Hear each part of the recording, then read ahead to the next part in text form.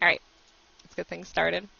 I kind of was sitting there, having myself some foodstuffs a little bit before starting, because yet again I'm doing this whole forgetting to eat until it's time to stream.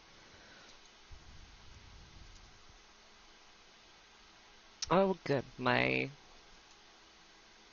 bot seems to be working. Let me check one more thing before I completely commit to swapping screens.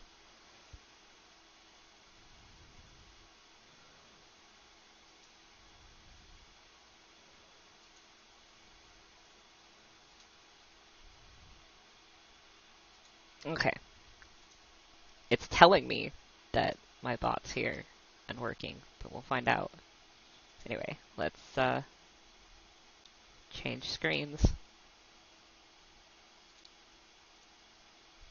As you can tell, this is a retro gaming setup that I have going. I know everybody does Throwback Thursday, but I kind of I thought about doing Flashback Friday, but I have something else that I wanted to do on Friday, so... Also, theoretically speaking, allegedly, I am multi-streaming this to Twitch, Facebook, and YouTube all at once. I'm actually not sure if the YouTube part is working. I got an error, and then it told me that the error was fine. So, let's go ahead and get started. Again, Baldur's Gate... This is the Enhanced Edition, because trying to get the original Baldur's Gate to run on a system of this particular modern age. Yeah. No, it's possible, but it's a lot of effort, and I don't necessarily need that effort because I got the Enhanced Edition when it came out. So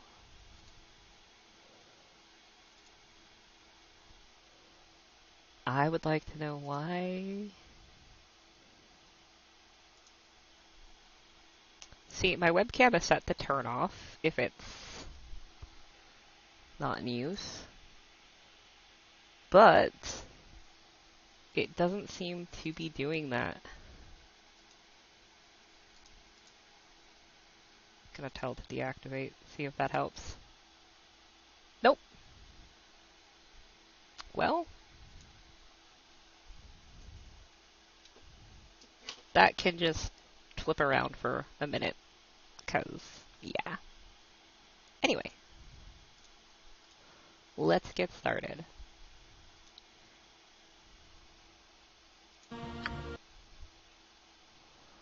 He who fights with monsters. Of course it wasn't long enough.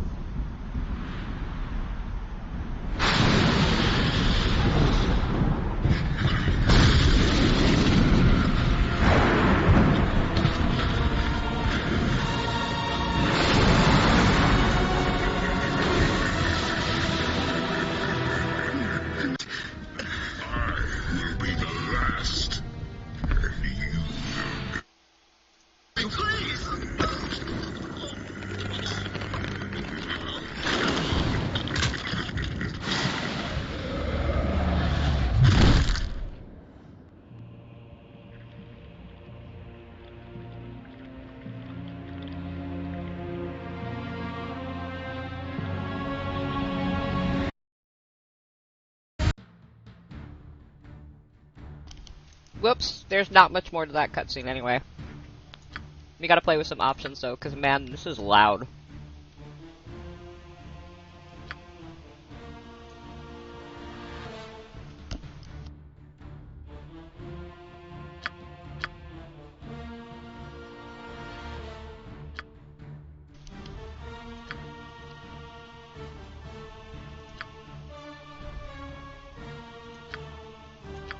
See if this is any better.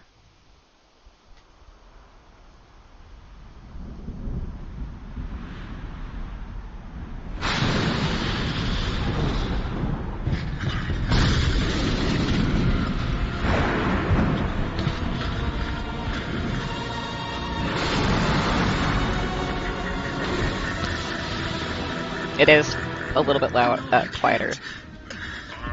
So, we'll go with this.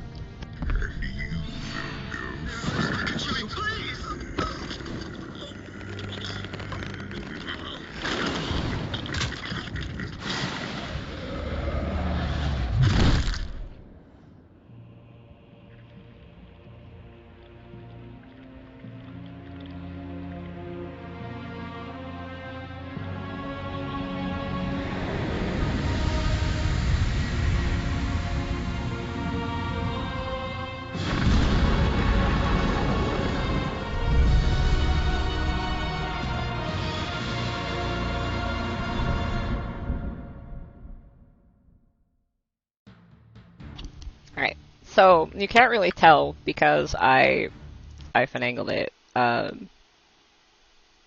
but this is actually way awkward because I have such a wide screen for my main monitor. And doesn't actually let me control this to play sound in the background. Damn. But okay. But yeah, so I have, like, you see some of the space that's on the sides that's bracketing the image. I have, like, half a monitor's worth of space on either side. So, let's go new game.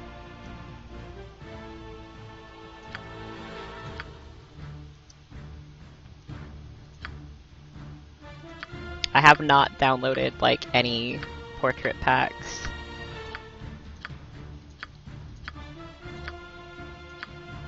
What I might do, though, hold on. Give me one sec, I'm gonna...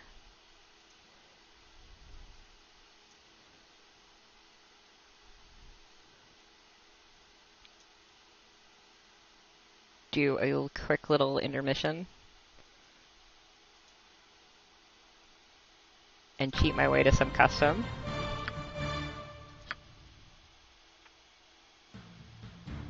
Oh, no, it has to be pre-put in, so...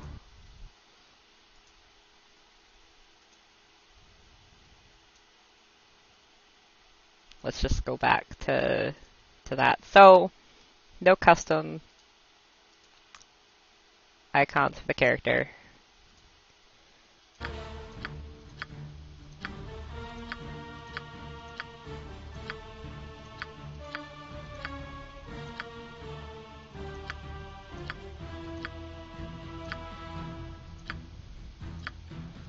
I forgot how much none of these characters look like any characters that I play.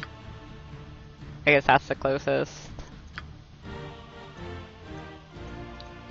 Race. What do we want?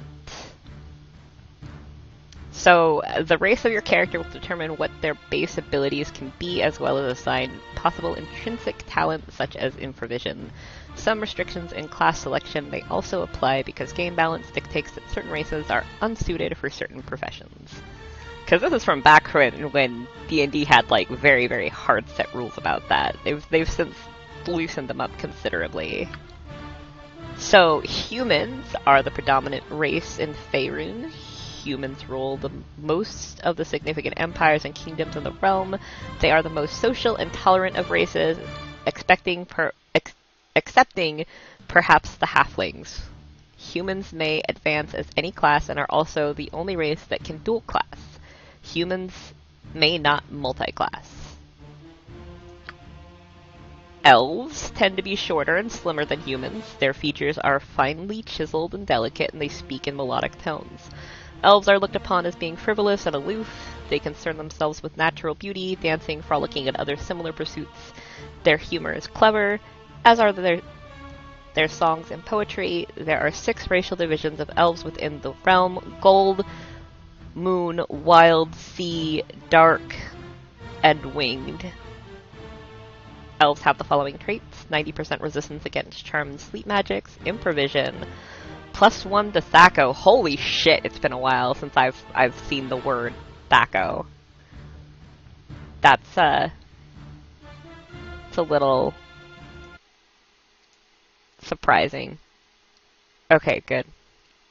Sorry, I was just checking on Discord to make sure that things went through. Oh, I also forgot to post this on Steam It.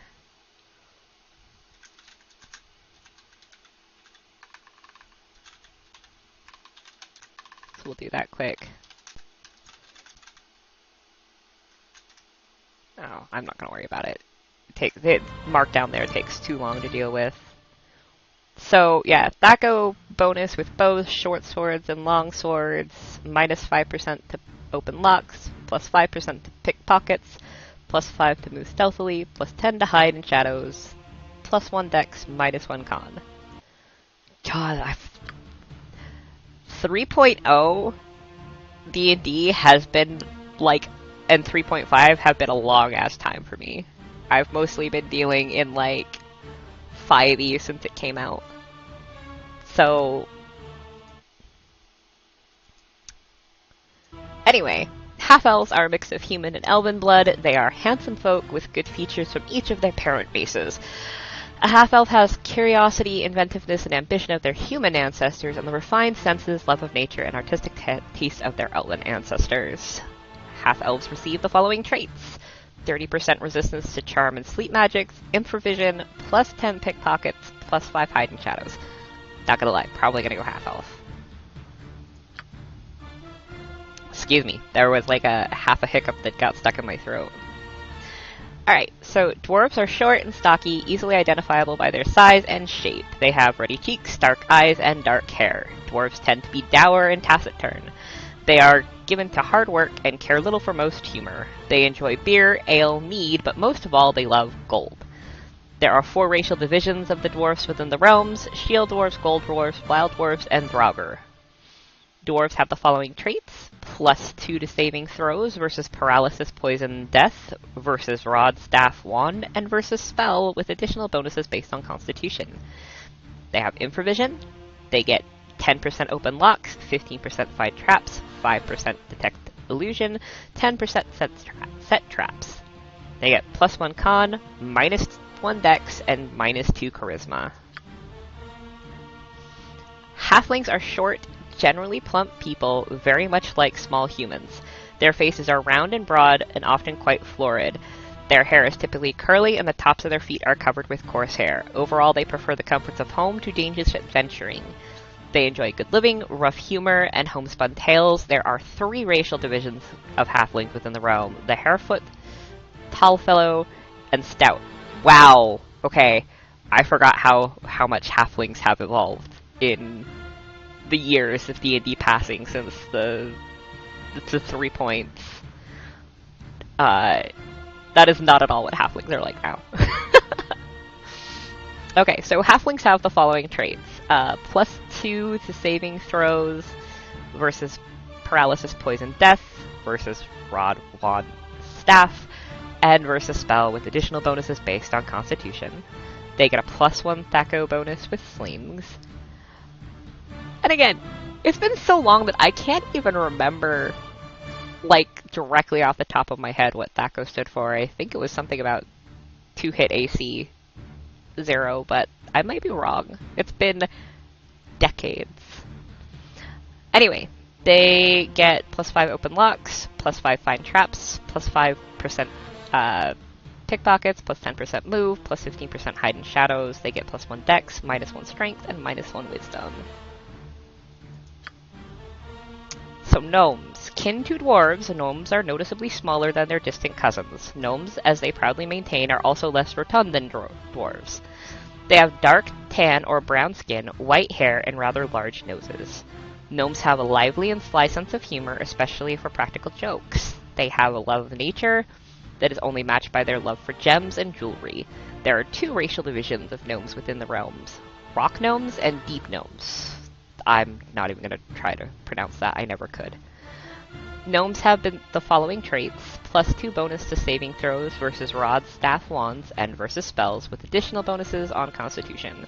They have improvision and get 5% open locks, 10% fight in traps, 5% move silently, 5% hide in shadows, 10% detect illusion, and 5% traps. They get plus 1 intelligence, minus 1 wisdom. Now, If I were to be doing this as a min-max game, I'd probably go no. But half-orcs. Half-orcs, or born from the union of human and orc parents. They are tall as humans, but a little heavier due to their muscular builds. Their greenish pigmentation, swooping forehead, jutting jaw, prominent teeth, and coarse body hair make their lineage plain for all to see. In the Sword Coast, half-orcs are tolerated. Unlike in the north, the local people haven't had centuries of warfare with orc kind. Half-orcs are known for their great strength. Half-orcs have also changed some in the years since this was made. Half-orcs have the following traits: improvision and +1 strength, +1 constitution, and -2 intelligence. I'm still gonna go with the half-elf. Class. Oh boy. Oh, there's a lot. So a character class is like a profession or career. It is what your character has worked and trained at during her younger years. Each class has different special powers and abilities that are available only to that class. So, Fighter is a champion, swordswoman, soldier, and brawler who lives or dies by her knowledge of weapons and tactics. Fighters can be found at the front of any battle, contesting toe-to-toe with monsters and villains. A good fighter needs to be strong and healthy if she hopes to survive. I'm not going to go through what the features are, because really, like, one of the things that matters here is, like, what each class does. And if I were to go through the features, we'd be here all day. See my point? Okay, so the ranger is a warrior and a woodswoman who is skilled with weapons and is knowledgeable of the ways of the forest. The ranger often protects and guides lost travelers and honest peasant folk. A ranger needs to be strong and wise in the ways of nature to live a full life. So, next, Cleric. The Cleric is a generic priest of any mythos who tends to the spiritual needs of a community. Though she is both protector and healer, she is not purely defensive. When evil threatens, the Cleric is well suited to seek it out on its own grounds and destroy it. The opposite is true of evil clerics as well, and there are also many variations in between. Druid. The druid serves the cause of nature and neutrality. The wilderness is her community, and she uses her special powers to protect it and to preserve balance in the world. Mage. The wizards... I love how they call it mage, but it's actually technically the wizard. Anyway, the wizard strives to be a master of magical energy, shaping them and casting them as spells. To do so, she studies strange tongues and obscure facts and devotes much of her time to the magical research. A wizard must rely on knowledge and wit to survive. Wizards are rarely seen adventuring without a retinue of fighters and men-at-arms. Because there are different types or schools of magic, there are different types of wizards. The mage studies all types of magic and learns a wide variety of spells. Her broad range makes her well suited for the demands of adventuring. Thief. To accomplish her goals, for good or ill, the thief is a skilled pilferer. Cunning, nimbleness, and stealth are her hallmarks. Whether she turns her talent against innocent passers-by and wealthy merchants, or oppressors and monsters, is a choice for the thief to make. Bard. The bard is a rogue, but she is very different from the thief. The bard's strength is her pleasant and charming personality. With it and her wits, she makes her way through the world. A bard is a talented musician and a walking storehouse of gossip, tall tales, and lore. She learns a little bit about everything that crosses her path and is a jack of all trades but a master of none. While many bards are scoundrels, their stories and songs are welcome almost anywhere. Probably gonna do something with bard. So, sorcerers are practitioners of magic who were born with the innate ability to cast spells. It is through that the blood of some powerful creature flows through their veins. Or is thought, sorry. Perhaps they are the spawn of gods themselves, or even dragons walking in humanoid form. Regardless, the sorcerer's magic is intuitive rather than logical. They know fewer spells than mages and acquire spells more slowly, but they can cast spells more often and have no need to select and prepare ahead of time. Sorcerers cannot specialize in magic the way mages do. Other than these differences, a sorcerer is very similar to a mage.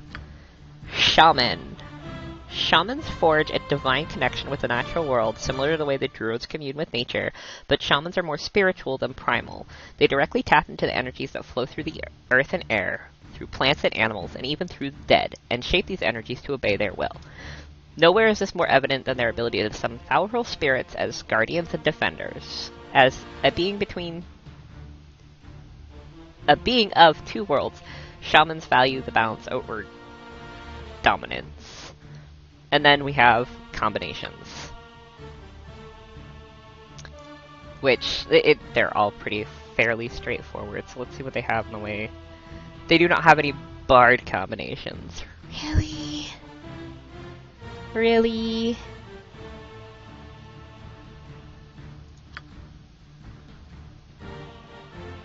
They also don't have, like, sorcerer multi-classing, so we're just gonna go with bard.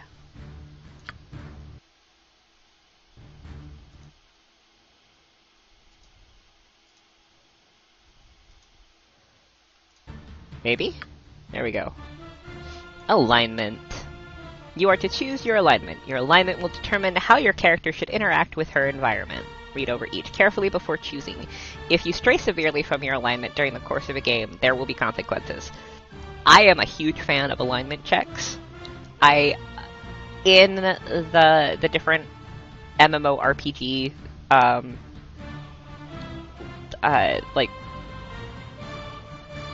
like dice systems that we add for like combat and stuff in roleplay, I do like without the alignment checks if someone is going way far off of what they would normally do as a person.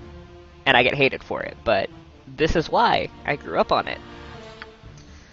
So, neutral good. These characters believe that a balance of forces is important, but that the concerns of law and chaos do not moderate the need for good. Since the universe is vast and contains many creatures striving for different goals, a determined pursuit of good will not upset the balance. It may even maintain it. If fostering good means supporting organized society, then that's what must be done. If good can only come about through the overthrow of an existing social order, so be it. Social structure itself has no innate value to them. A baron who violates the orders of his king to destroy something he sees as evil is an example of a neutral good character. So, lawful neutral, order and organization are of paramount importance to characters of this alignment. They believe in a strong, well-organized, well-ordered government, whether that government is a tyranny or a benevolent democracy. The benefit of organization and regimentation outweigh any moral questions raised by their actions. An inquisitor determined to ferret out traitors at any cost, or a soldier who never questions his order, are good examples of lawful neutral behavior. True neutral. Also, you'll notice that they don't have like all of them here.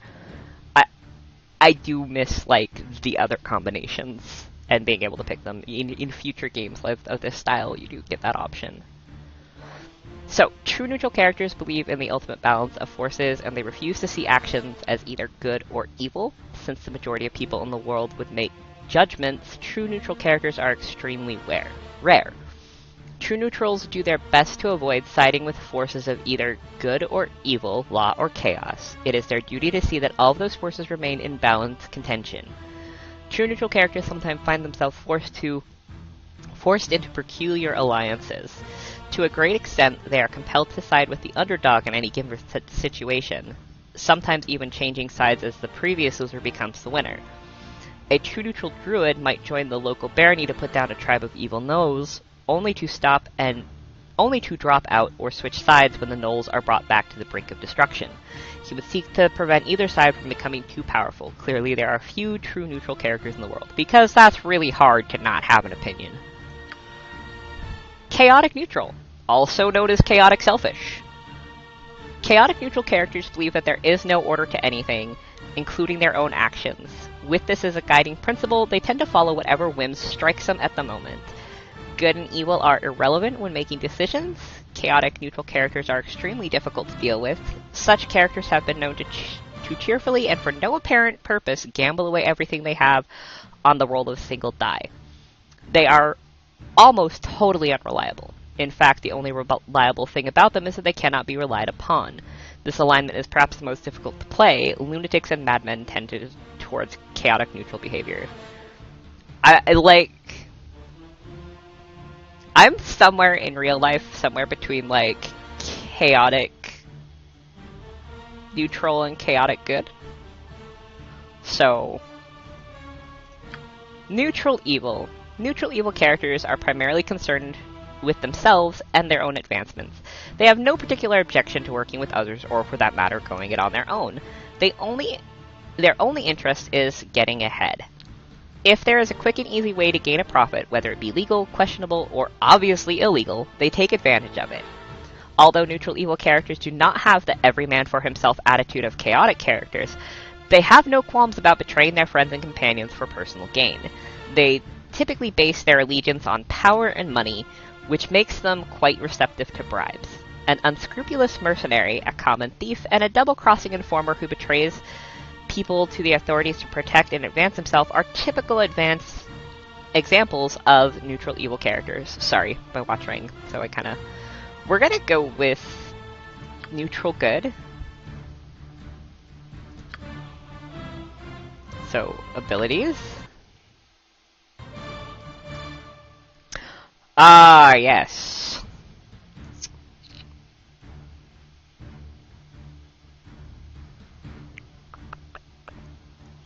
These are the basic statistics that make up your character. Minimums and maximums vary somewhat according to class and prerequisites.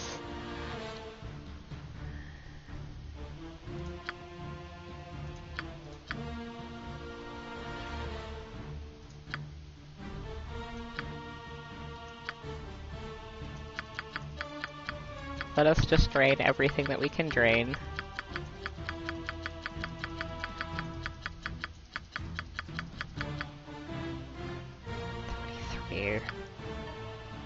Alright, that's a little bit more acceptable.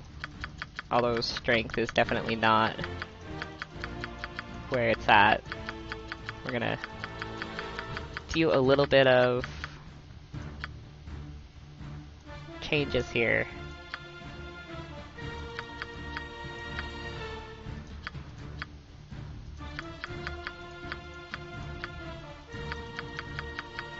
Let's at least give ourselves, like, no major pitfalls. 18 is the most you're gonna let me. Fine.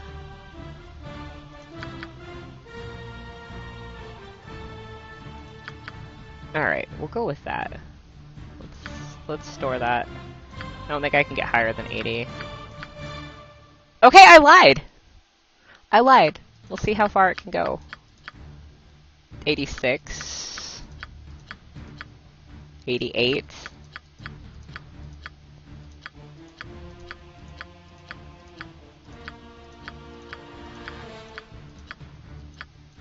Looking like 91, and I just totally rolled past it.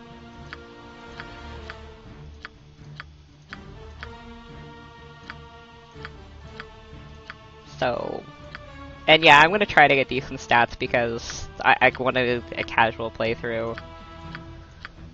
I don't think it's gonna give me back that 90 though. Hasn't given me the 88 yet either.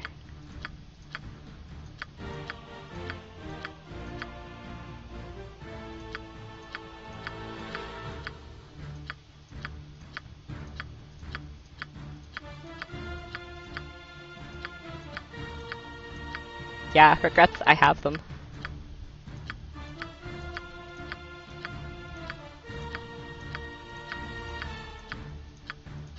Because now it's being really... Alright, we'll take that.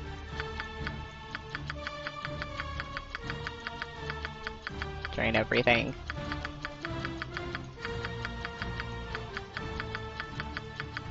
Alright. Put everything to 10 so that nothing has negative penalties.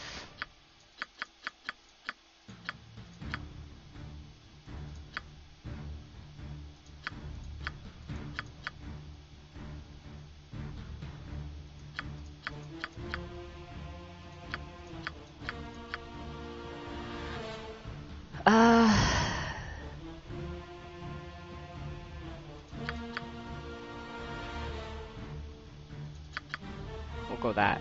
Okay.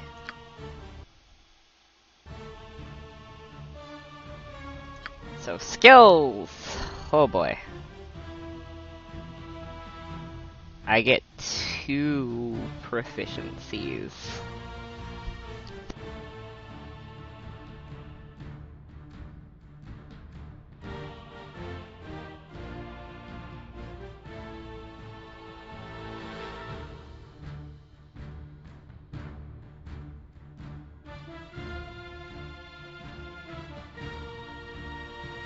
Let's go to weapon.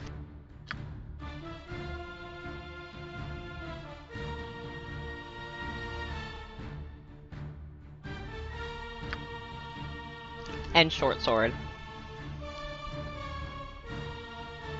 Okay, I should probably narrate those. Short sword, the preferred weapon of many a thief and halfling. The short sword is light but useful weapon. And then for 2 weapon style, this fighting style allows the character to use 2 melee weapons at the same time with fewer penalties. A character wielding 2 weapons without a slot in this fighting style would incur a -4 penalty to attack rolls with the main weapon and a -8 with the offhanded weapon. So I'm still kind of on the fence about the picture.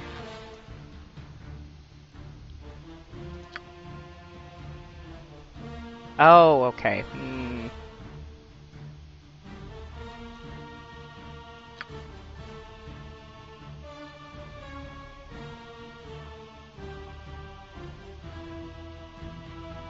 There's not a lighter, like, orangey color.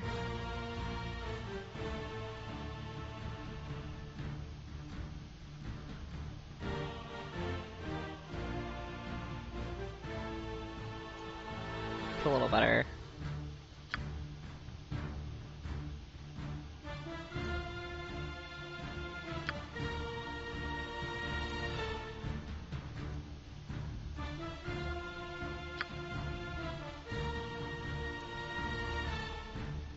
Okay. You can pick any of the listed sound sets for your character's voice. Click the play button to hear some samples from the sound set. Wow, this character creator, I forgot how far we have come.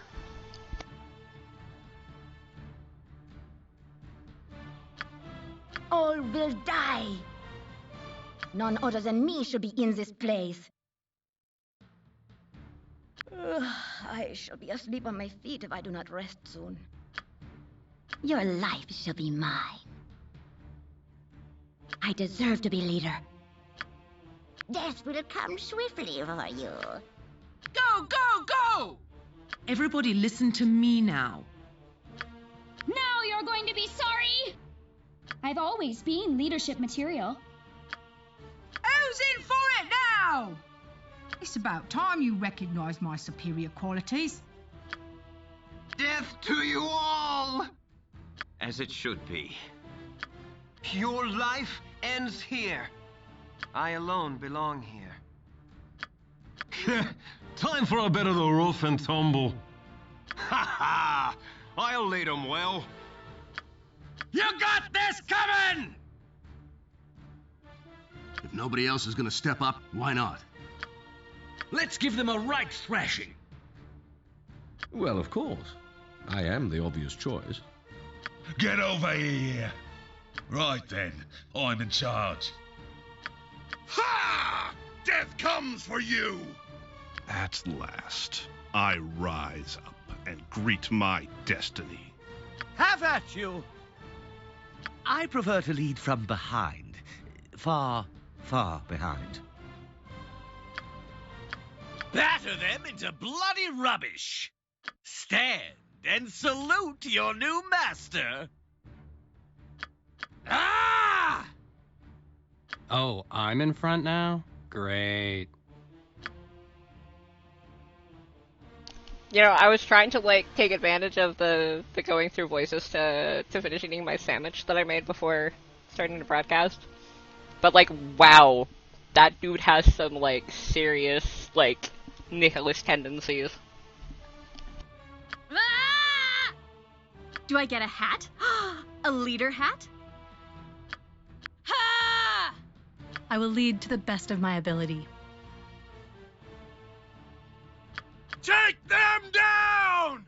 Who's the boss? I'm the boss.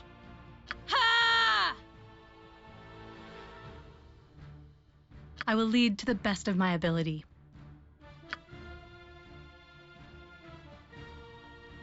Please, I need to rest.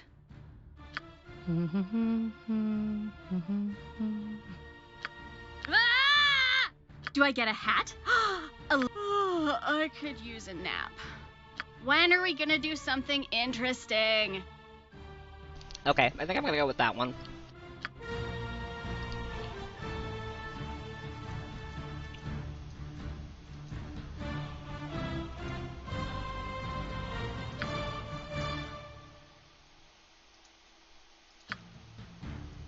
I kind of want to change the picture, but I think if I do that, it's gonna...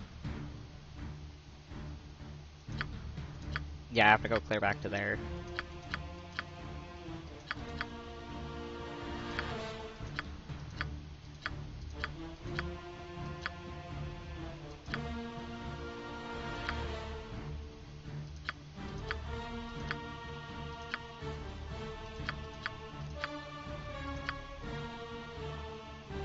We'll go with that. Quickly repick all this.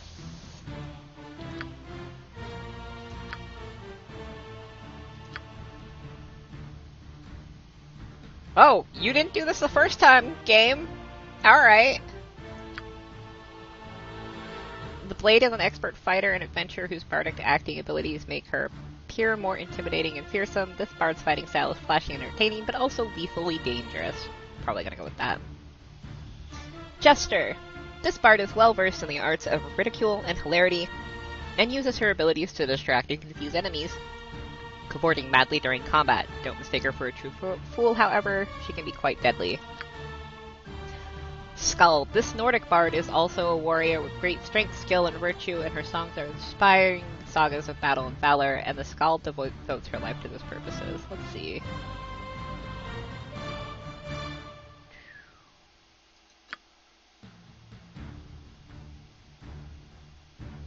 I think I'm gonna go with that. I don't know why it didn't let me pick a class kit before.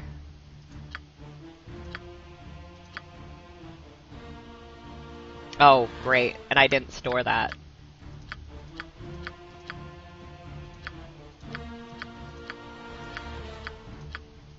That would figure.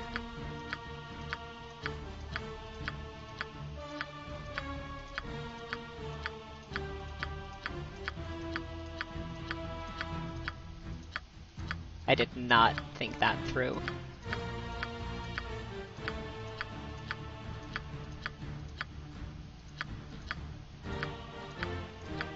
And now the dice roller is being extra salty at me.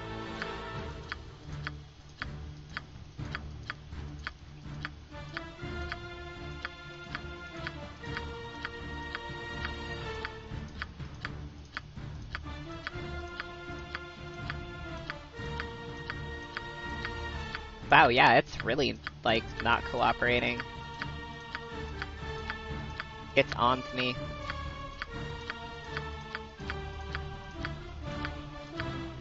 That's what it is. It's just like, nope, I know what you're doing. I'm gonna stop you.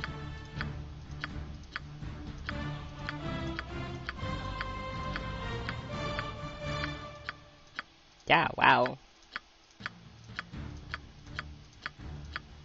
Super stingy roller. And this was before they let you start doing, like, flat-out point buy.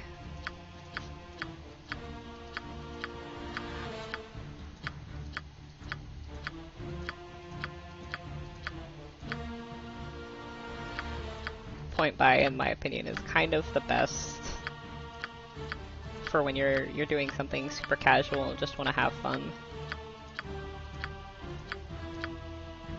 There we go.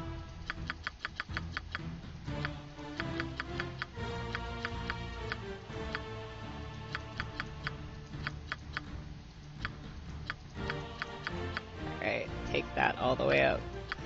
Take that to like 16, I think that was 14. 14.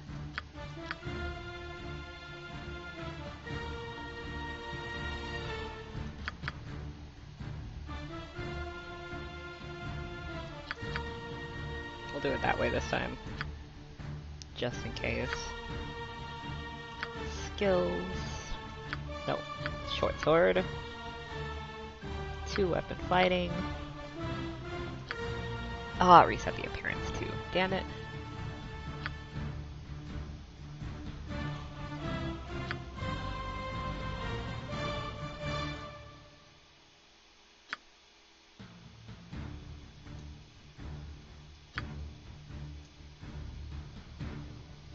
Okay, there we go.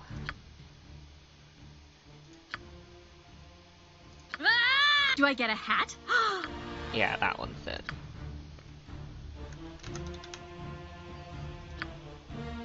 Oops, no, oops.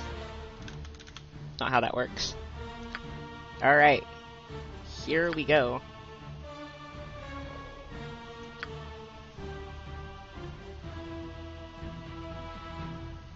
So, the different difficulties. We have story mode, the party gains all the benefits of easy difficulty, and they cannot die in combat. Easy is the party gains +6 bonus to luck, enemies have their damage reduced by 50%, party members cannot permanently die, hit point rolls are maximized, and spells can be copied into spellbooks without failure. Normal mode. Enemies deal 25% less damage, party members cannot die permanently, hit point rolls are maximized, and spells cannot be copied into spellbooks. So, you lose the luck. So, core rules. This setting is aimed at veteran players who are well versed in AD&D mechanics.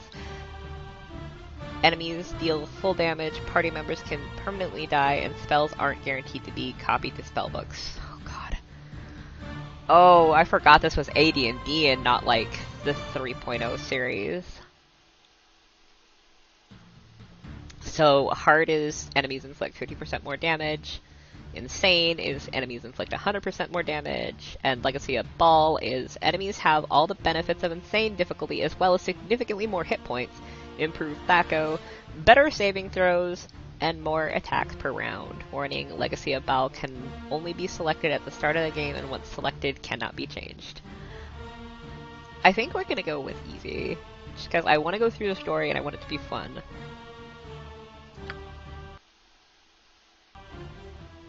Nestled atop the cliffs that rise from the Sword Coast, the citadel of Candlekeep houses the finest and most comprehensive collection of writings on the face of Farron. It is an imposing fortress, kept in strict isolation from the intrigues that occasionally plague the rest of the Forgotten Realms. It is secluded, highly regimented, and it is home. Within these hallowed halls of knowledge, your story begins.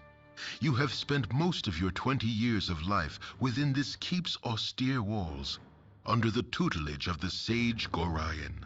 Acting as your father, he has raised you on 1,000 tales of heroes and monsters, lovers and infidels, battles and tragedies. However, one story was always left untold, that of your true heritage.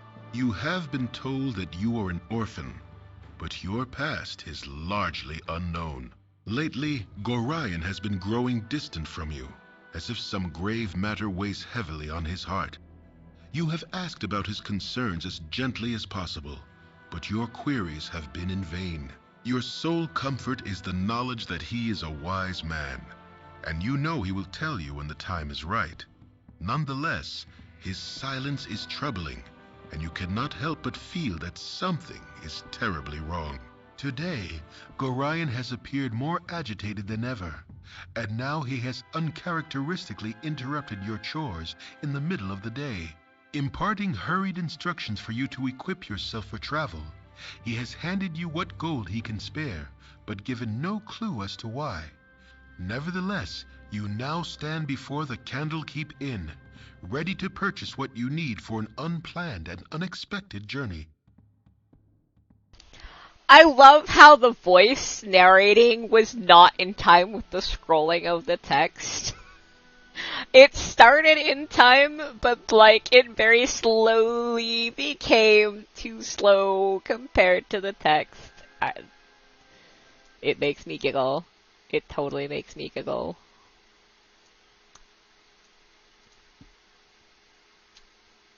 Alright, 1 second. Discord's doing that thing where it doesn't want to actually, like, put me as visibly broadcasting. Alright, Gorion, my foster father, has informed me that we... Alright, so that stuff moves a little bit too fast. Let me go under my journal, if I can remember. No. If I can remember what all of these do. That's the map. There's my journal. Alright. Find Gorion. Gorion, my foster father, has informed me that we must immediately leave Candlekeep and set out on a journey. He has given me some gold, and I must purchase supplies for the road, including weapon and armor. I'm gonna see if... Can I... Where are my... Party AI, select all, settings, I'm dumb. Let's see. Gameplay.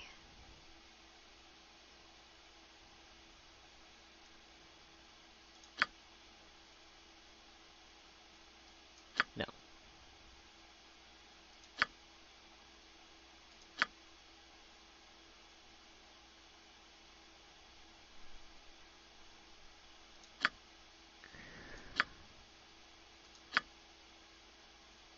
So...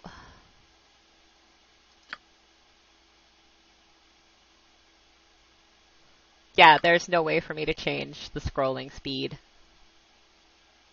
I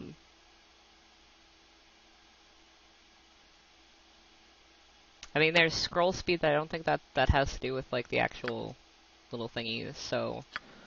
Alright. No problem.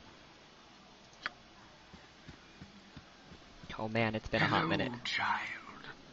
Shall we continue your lessons? I've been instructed to tell you the basics, mechanics of movement and time, if there's anything you would like to know more of. For completionist's sake. Selecting the clock button at the bottom of the menu bar on the screen's left side pauses the game, except in special circumstances, such as cutscenes. I just realized that this... Oh yeah, it changed sizes. Okay, hold on. Let me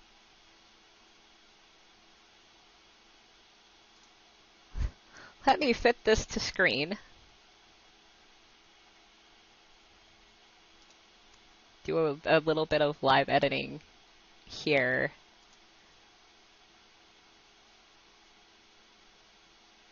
These are in kind of a horrible spot. Alright. So, now that I have it so that you guys can see everything that I can see, I did not expect that. Alright.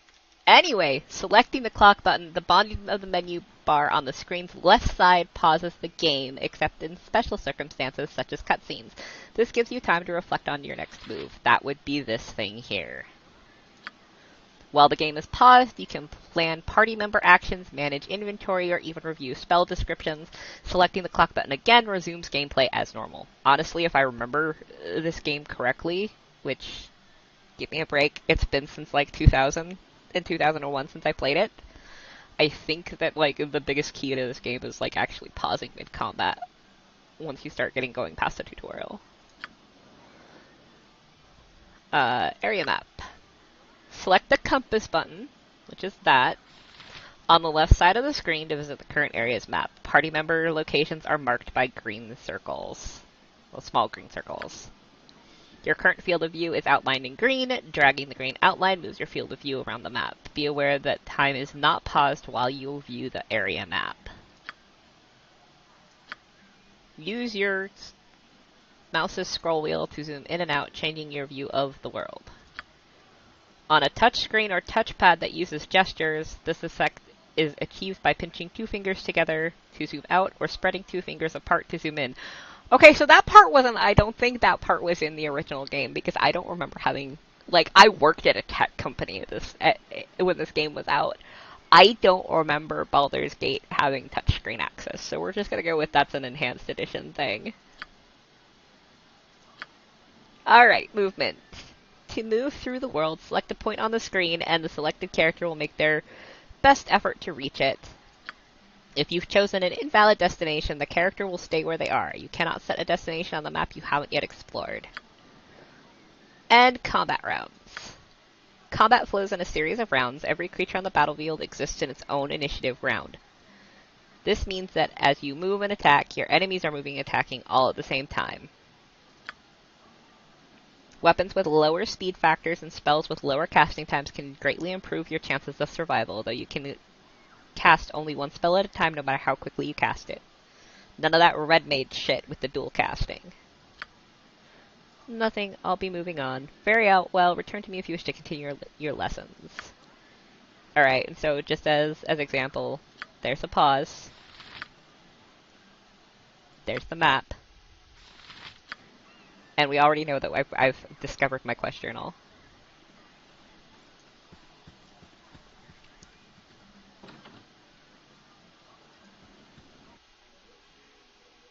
Another tutor. No problem. Hello, child. Shall we continue your lessons? I've been told to advise you in negotiating with merchants, innkeepers, tavern owners, and the like. Is there anything I can tell you of such things? Alright. Teach me how to sell and buy things. On a store screen, items for sale are listed on the left, your own inventory is on the right.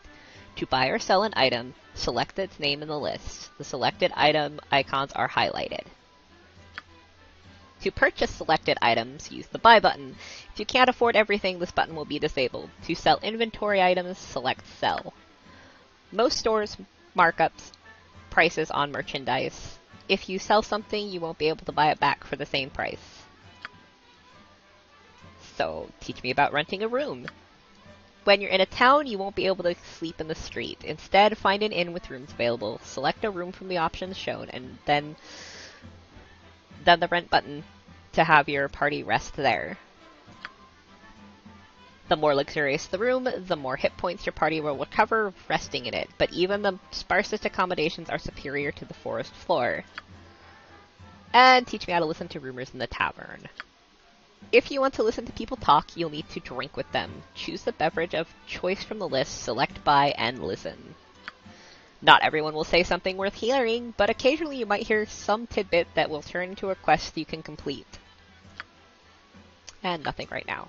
Very well, should you change your mind, I will be waiting. So then what's this tutor for? Hello, child. Shall we continue your lessons? I've been asked to teach you some of the more advanced principles of movement. Is there anything you'd like to know? Oh, good lord. How do I use stairs?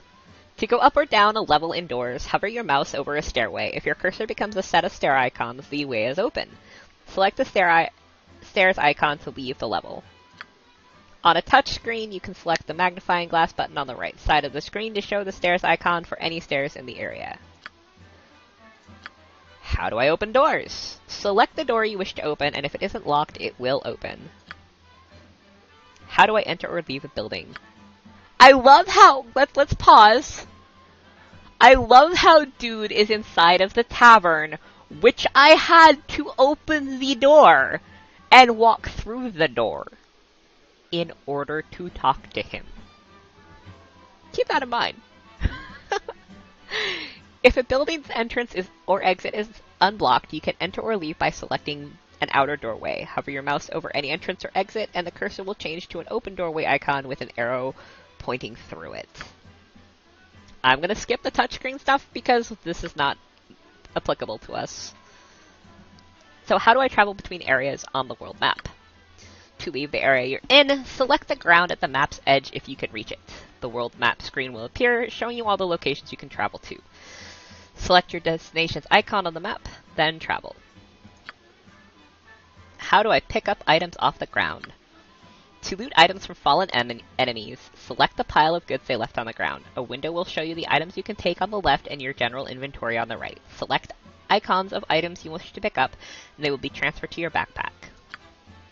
Alternatively, Activate the quick loot system by selecting the red diamond button at the left-hand side of the screen bottom action bar. This displays a scrolling list of all items on the ground nearby. Selecting the item icon moves it to your backpack without needing to find the pile it came from.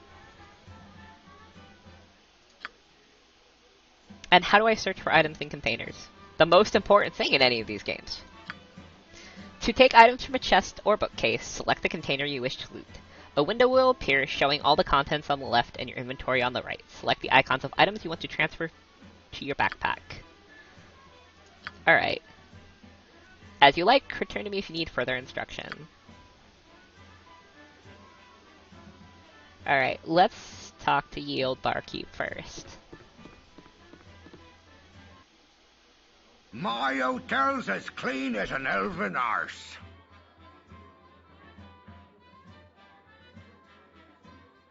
I am actually so glad that I wasn't drinking when he said that, because I had reached over to actually, like, take a sip of my drink, and paused because of what I was hearing coming out of his mouth.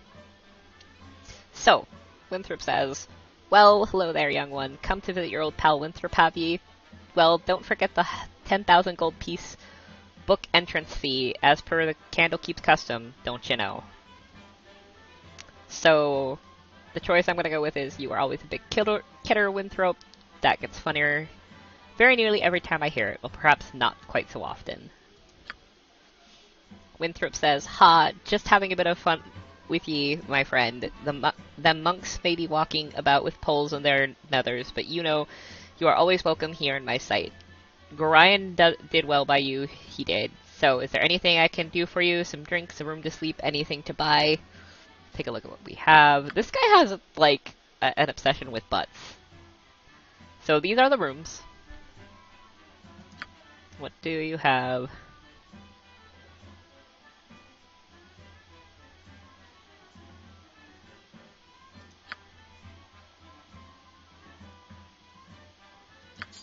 We're gonna buy us 2 of those.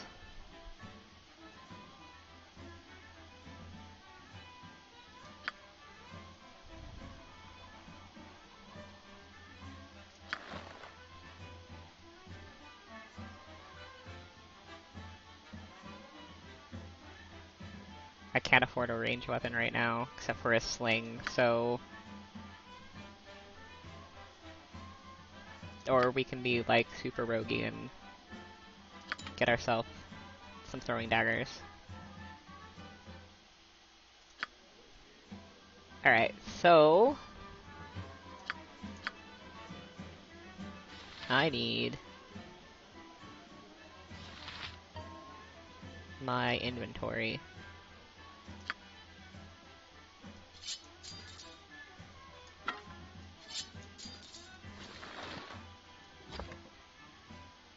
Oh.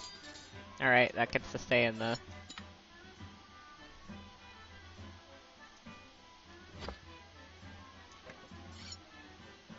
Yep. Alright, those all get to stay in the inventory for now. Okay. Whoa!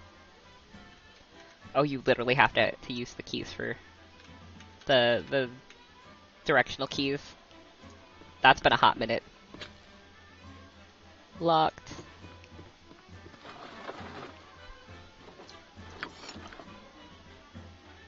Let's talk to this guy. No time to chit-chat. Step up to the heat, young one. You'll need a good fire to warm the chill stares of those monks. Most inhospitable they are. Isn't that so, lovey? Oh yes, darling. They are most standoffish. Okay, let's see. What do we want to say here?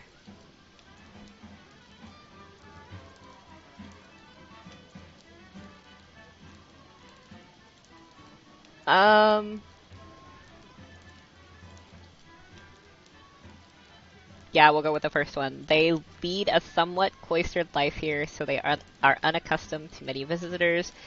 You are perhaps a bit colorful compared to what they're used to. Colorful? Dear, perhaps we should dress a little more plainly to fit in. It's worth a try, my dear, although our clothes may only be half of it. They certainly couldn't react any worse than they have. I thank you for your suggestion, Ashla, and for putting it tactfully. Good eve to you. Okay. That was a success. God, I keep reaching for WASD to move the screen, and it's not how it works in this game. Let's see what there is to ransack upstairs. Sure thing. I will leave you asleep, good sir. You needn't ever know that I took your coin. That is locked, and I forget. I don't think I have pick lock anyway, so it's not gonna let me.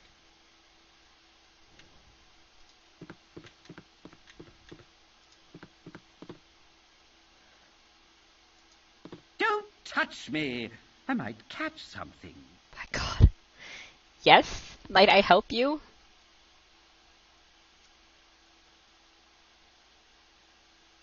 I was just wondering who else was sharing the inn with me tonight. Who might you be? I might very well be anyone, but I am Christian of Waterdeep. Likely you would not know my family name or history, and this suits me well and good. These trips to Candlekeep are a bit of an extravagance on my part, and while I neither use illicit substance nor consort with hired company, I spend quite enough here that I should not like it common knowledge. To this end, I should appreciate it if you would forego your odd little attempt of introductions and leave me to my thoughts. I'll have to check later if he's not there, so I can steal his stuff.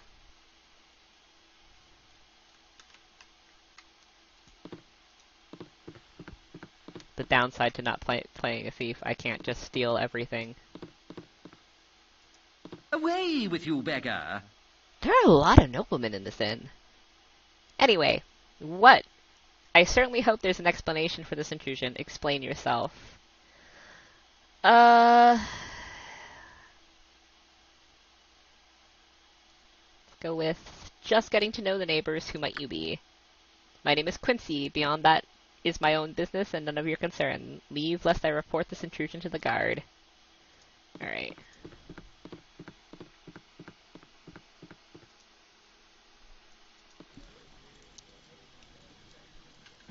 I can't remember if this guy triggers the next stage or not. No problem. It's hard to find decent folk nowadays. Ah yes, I'm back within the hallowed halls of Candlekeep. With this iron crisis upon us, the trip from Burgos was the most hazardous that I care to relate. It was more hazardous than I care to relate. You're Gorion's ward, aren't you? My, you have come into your own, if you permit an old man, jealous of youth, to say. I left an identify scroll with Tethorol in the inner grounds. He should be done examining it by now. If you could fetch it for me, I'd be most grateful. So it's a little quest. So...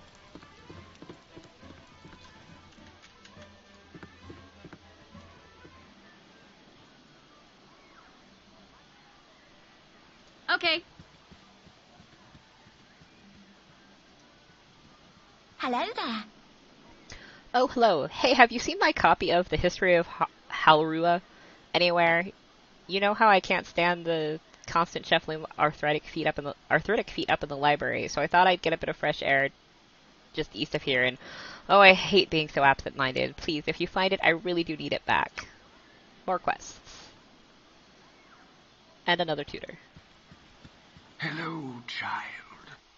Shall we continue your lessons? I'm here to teach you about the circles on the ground around everyone's feet. Is there a color you'd like explained? Sure, why not? We'll start with blue.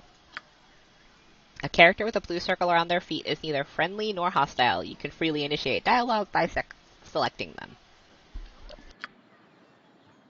If that character has anything interesting to say, a dialogue window will appear. You may also be prompted to reply, so choose your response wisely. Green. A green circle around a character's feet indicates they are either a party member or creature you have summoned. You can select these characters to direct their actions. Red. Every enemy you face will have a red circle at their feet, giving you a clear indicator that you may attack them. If one of your party members is charmed, their foot circle will also turn red. Try to avoid killing friends under the influence of enemy spellcasters. I mean, fair. Yellow. A yellow circle indicates a character out of control. The most common reason for this is fear or morale failure. These characters will avoid battle at all costs, often running to a remote area on the map.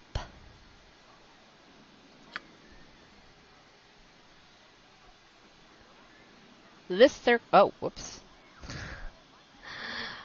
circle also appears when some characters become enraged. Berserkers, for instance, have been known to lose control in the heat of battle, turning on their own allies.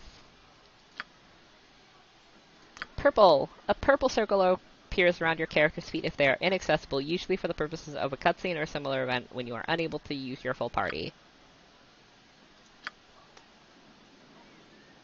It is not the feet, but the aura surrounding them that is important. Return to me if you change your mind and wish to continue your lessons. Alright. Remember, the cows don't really do anything. Yeah. They moo in irritation. Hello, child. Shall we continue your lessons? Gorion asked me to teach you about your inventory, as well as customizing your character and gaining levels. Tell me about my inventory screen. Select the backpack button, that here, to access your inventory. Here you can manage items your character carries, equipping weapons, armor, and other items as the need arise. Check the inventories of your companions, or to check the inventories of your companions, select their portraits. Pay close attention to the weight of items in your inventory. Carrying too great a load swaps your movement, or slows your movement. You may even be forced to stop altogether until you shift some weight. So tell me about customization. On the character records, which is that, I think, yes. Select Customize to access advanced options pertaining to your character's portrait, color scheme, sound set, and combat script. Of these, perhaps the most directly relevant is your combat script. Choose the actions you wish the computer to make on your behalf when your character has no other commands. Every character's script is different, so you can customize a unique party strategy that suits your playstyle. If I remember correctly, that's actually really important in this game. But again, it's been since like 2001 since I've played it. Tell me about leveling up.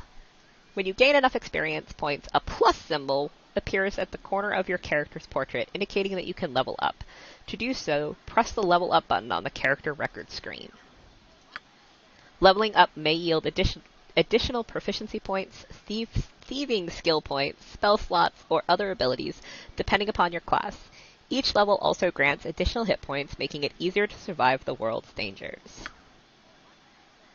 So tell me about the character record. Similar to the inventory is the character record. Here you can view your character's proficiency, skills, and statistics. Check your companion's abilities by selecting their portraits. Use the buttons on the screen to view your character's ability scores, skills, proficiencies, levels, experience, and other aspects of your characters you may find useful. The screen also enables you to dual class if your character is human. I know everything I need for now. Thanks! Should you change your mind, feel free to ask. Oh. Another tutor. Hello, child.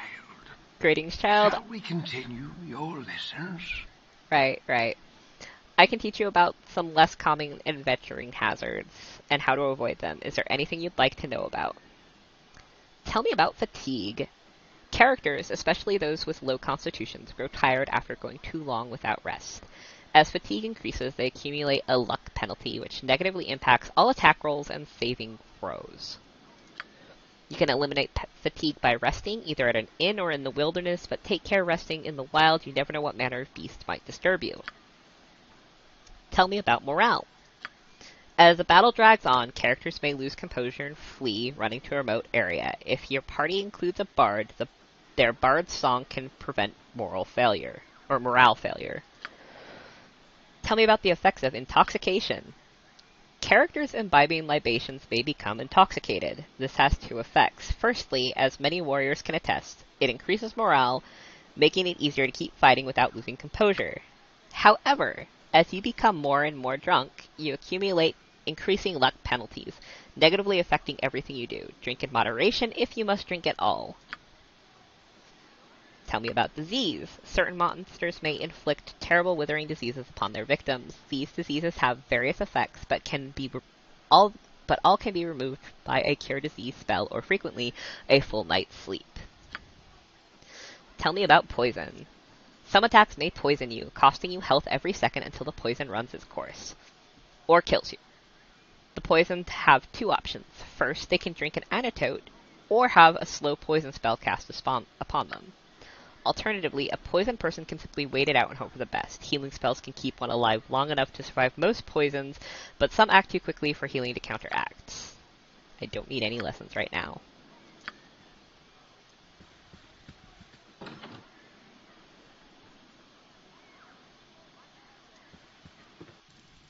Hello? Oh, goody goody. I've gone and found you first. You're the ward of Gorion, no doubt. I would go with option 2. I do not recognize you. Who are you and what are you doing here? Who I am is unimportant, but who you are is very much so. I apologize for this dirty bit of business, but I must seek your death. A pity, I know. It would seem your head is worth an exceptional amount to me. I kill you myself, and I need not share credit with anyone. So welcome to combat. Sure thing. He's very dead.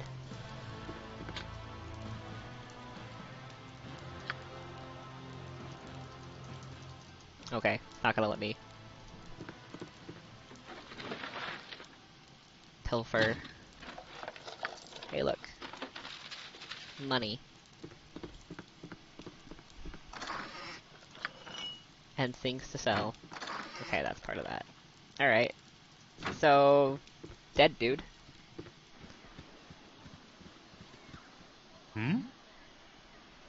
Ashla, you cut yourself above the brow there. What is wrong, child? Something in your eyes tells me that something is very wrong indeed.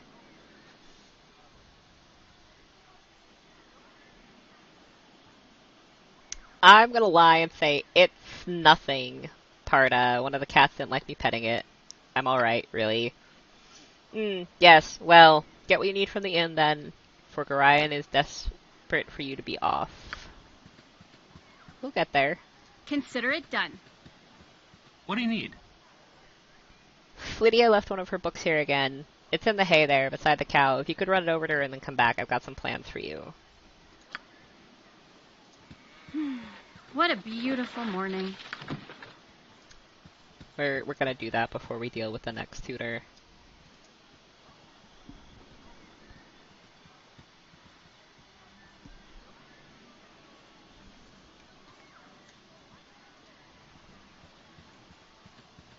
Hello there. My book! Oh, you remind me of Gorion when you grin like that. Raising you has been hard on him, I know, but he says it's a toil of love, a toil of destiny even. You must be a very special child indeed to draw such praise from a man of his silent nature. Here, take this little gem of mine. Maybe Winthrop will give you a little something for it. Alright, let's go see what dude over here wanted. Whoops, overshot.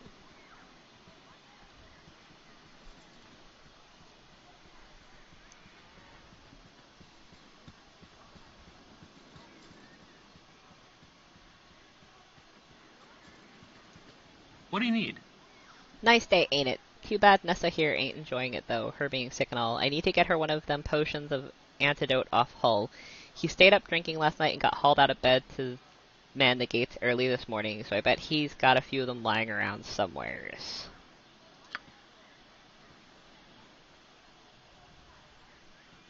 We'll figure out where Hull's place is. Hello, child. No time to Shall lose. we continue your lessons? God, they have a long, drawn-out introduction. Anyway, no time to lose. I've got to tell you about quick slots. Explain quick slots, please. Potions, wands, and spell scrolls can be equipped in your quick item slots. You only have 3 of these slots, so use them wisely. Once something is in your quick item slot, you use it by selecting it on the main gameplay screen. Some wands or spell scrolls require you to select targets.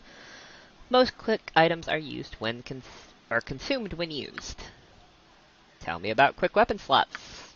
You have 1 to 4 quick weapon slots depending upon your class. Once a weapon is in each quick weapon slot, you can equip it instantly from the main gameplay screen by selecting it. Gotta figure out to get that set up. Any shield or offhand weapon you have equipped is disabled if you equip a two-handed or ranged weapon that doesn't allow for its use. But fear not, as soon as you equip a weapon that allows your offhand item, it will be re-equipped. Tell me about quick spell slots if you don't mind. If you're a spellcaster with one or more quick spell slots, right-clicking one of them with your mouse will allow you to fill each with a single spell from your arsenal. You'll be presented with a complete list of your available spells. Choose the one you want in the quick spell slot, and it will be ready for a simple cast simply by selecting it, provided you have the spell memorized, of course. Alright. So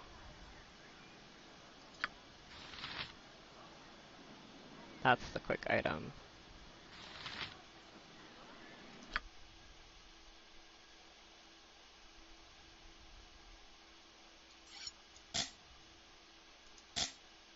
Well, that doesn't let it.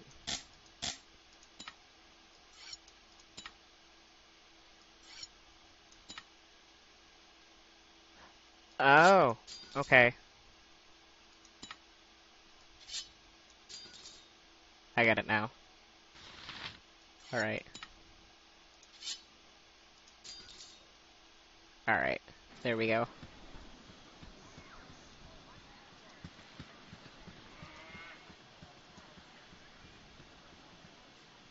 Let's talk to the priest first. I'm kind of sick of tutors. These walls contain the world's knowledge.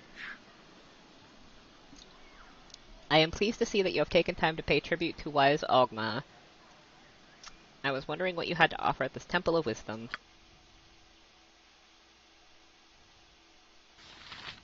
So, healing, I can donate, I can buy and sell, and I can identify. Whew. Let's go with the I can't actually sell anything here.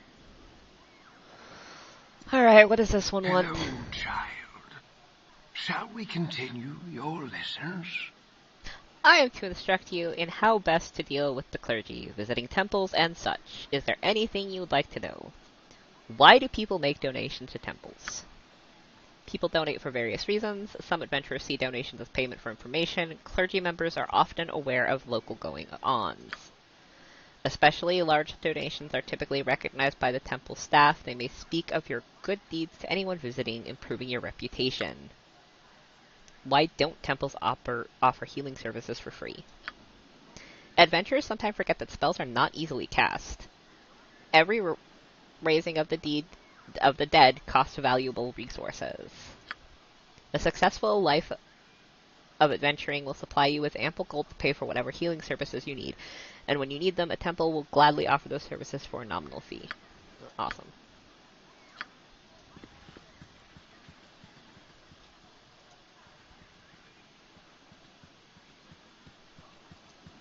Hey,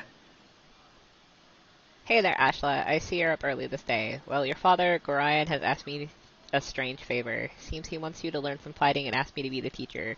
So I hope you brought your staff with you. Way ahead of you, buddy! Hostile creatures have red circles around their feet. Left-clicking within that circle will direct you to attack me. You can switch weapons using the quick weapons icon. The weapon outlined in green is your current weapon. Attack with fists only.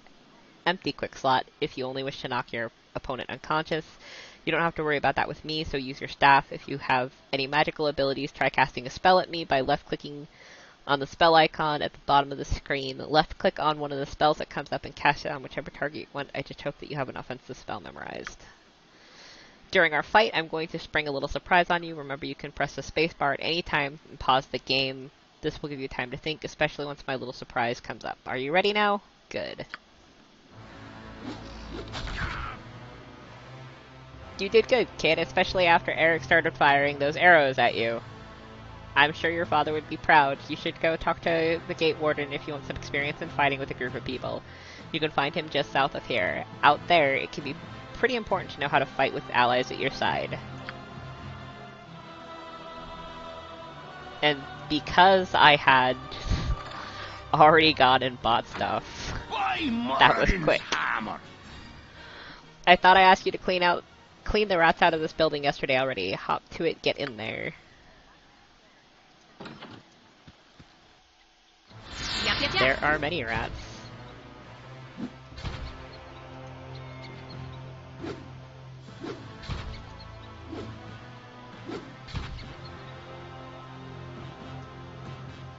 Oh, that's a cat. That's a cat.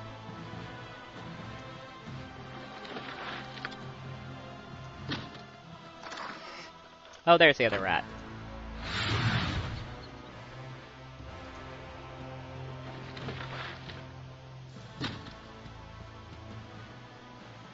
Okay. By Moradin's hammer. Yes.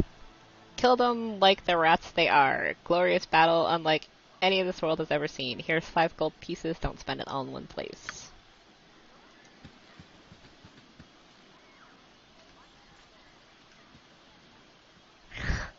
Okay, we actually gotta go read that. Mental note. Don't join the armed forces. They never inform you of the full danger when you enter, and they always pay you squat when you leave. Reaver gave me all of 5 gold pieces for putting my life on the line in there.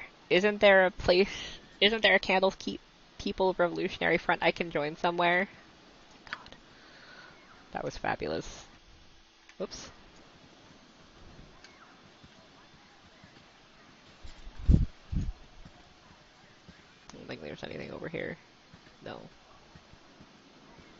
Oh god, another tutor. Hello, child. Shall we continue your lessons? I'm given to understand you might need to know about saved games. What temporal mysteries can I help illuminate for you? Alright, tell me about saving my game. To save your game, click this quick save button or the options menu, then save game.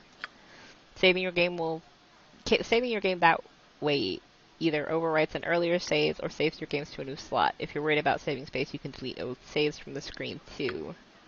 How do I load an earlier save?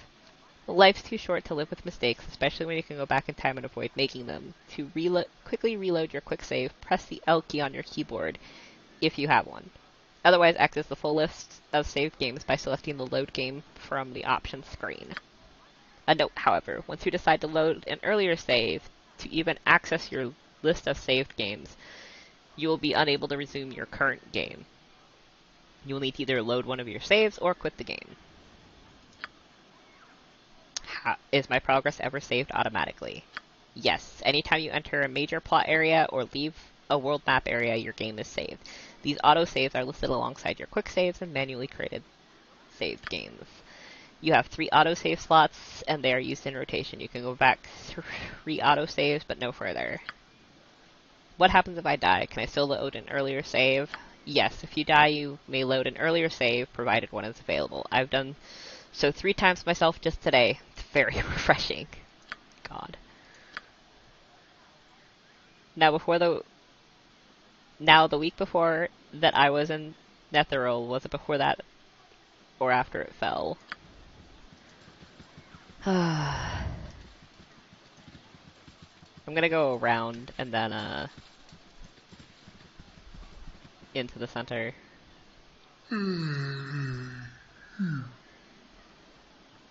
Hey kid, I woke late this morning and left my sword in the barracks before going on duty. If you want to get it from there for me, it's in the chest at the foot of my bed on the right side of the barracks. Quick now before the gate warden catches me without it. You'll also find an antidote in there. I think Dreppen needs one for old Nessa. How many? Our rules are very strict. Oh god. Anyways, before I got interrupted, I was going to point out that there are way more, like, tutors that I remember in the original game. Alright. Soon be gone, will ye? Gorion asked me to teach you a wit about finer arts of mass combat afore you leave. Can I pique your interest with it? Ashla, yes, Gateward, and I would appreciate that. Good then, child. 'Tis one thing to maintain control of yourself in the heat of battle, but 'tis quite another to maintain one authority over a group. I've asked Obe, the illusionist, to run through a few simulations for ye down in the storage cellars. Just follow me this way and I'll unlock the door for ye. I will either ignore that tutor or get back to it later.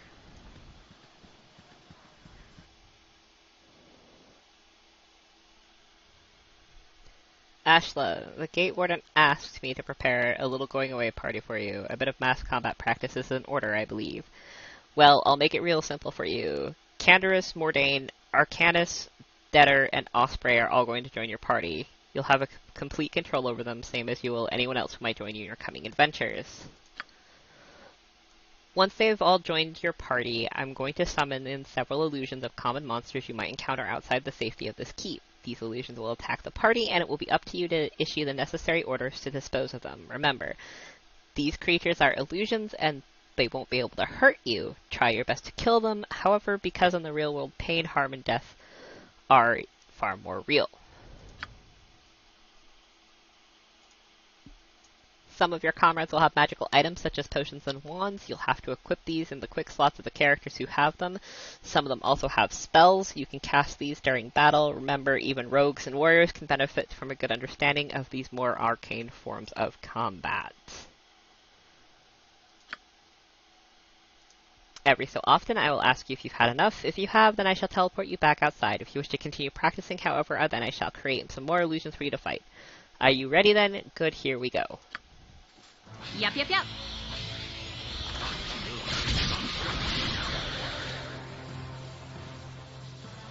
I kind of dislike that formation.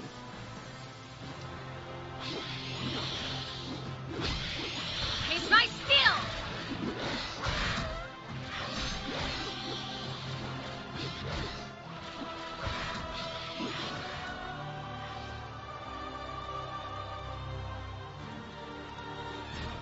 Loot the room. Hey! I'm just gonna get more monsters in here so I can keep looting the room.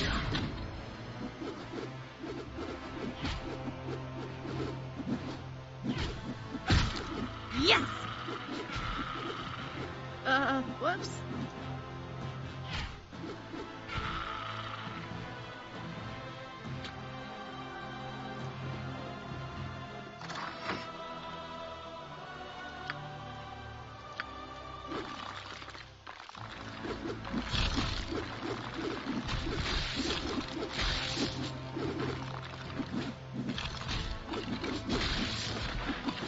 They seem to be doing okay on their own.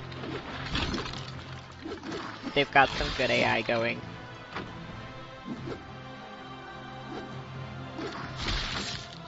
I'm gonna continue to loot the room.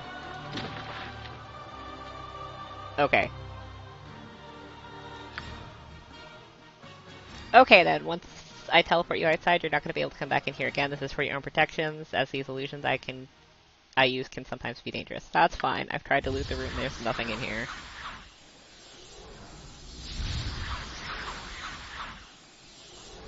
Oh, shit. 1 second. I just discovered that Twitch reset my status because I started before...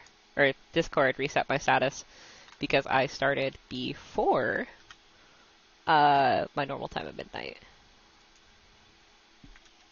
Alright, there we go. Do I want to talk to this guy again? Yep. Our rules are very strict. Okay, no, not really. I'm kind of sick of the tutors. Depending upon what they have now, I may just skip them. Child. Shall we continue? I figured out my your journal. lessons? I'm not gonna stress about my journal. I figured that part out. Hello, child. Shall we continue your lessons? I was informed you might be needing instruction on how to properly bend the universe to your will. Is there anything I can tell you about the casting of spells? Tell me how to memorize spells. Mages and bards memorize spells by selecting the mage spellbook icon on the left side of the screen. Clerics, druids, and high-level paladins and rangers do so from the pre-scroll icon directly below the spellbook. So spellbook, pre-scroll. Select a spell's name to view its description. To memorize a spell, select the Memorize button. Each casting of a given spell must be prepared separately. To cast Magic Missile twice, you must memorize it twice. Choose higher level spells, including the tabs at the top of the screen. Or using the tabs at the top of the screen. Once you have selected spells for memorization, you will need to rest before casting them. Once I've memorized spell, how do I cast it? You can access all memorized spells by selecting the spell casting icon on the main gameplay screen. Scroll left and right to view your memorized spells. Once you find the spell you want to cast, select its icon. Many spells require you to select a target creature or location before casting them. Once you cast a spell, you must rest before casting it again. Alright, tell me about classes that cast spells spontaneously. Unlike traditional spellcasters, sorcerers and shamans can cast any spell they know if they have the spell slots that's available of that spell's level available. Spell slots are pooled by spell level. If you run out of level 3 spells, you can still cast level 2 spells. Resting restores all spell slots. How do I learn new spells? For clerics, druids, and high-level paladins and rangers, your spell allotment, determined by your class and alignment, is fixed. When you gain access to a new level, you learn all of your spells of that level. Mages and bards learn spells by copying them from spell scrolls. In your inventory, unknown spells appear with a green shaded overlay on that scroll's icon. To transcribe a spell in your spellbook, access the scroll's description from the inventory screen, select the right magic button, and, if your attempt is successful, the spell will be inscribed into your spellbook. The scroll is consumed in the process. If you fail, you will need another scroll before you can try again. Sorcerers and shamans select one or more spells to learn at every new level. Once learned, these spells are available for the rest of their career. Alright. You say that now, but when you find yourself in a dark forest surrounded by displacer beasts and can't use your spellbook's contents, I do hope you'll remember this conversation. Return to me if you change your mind. Oh my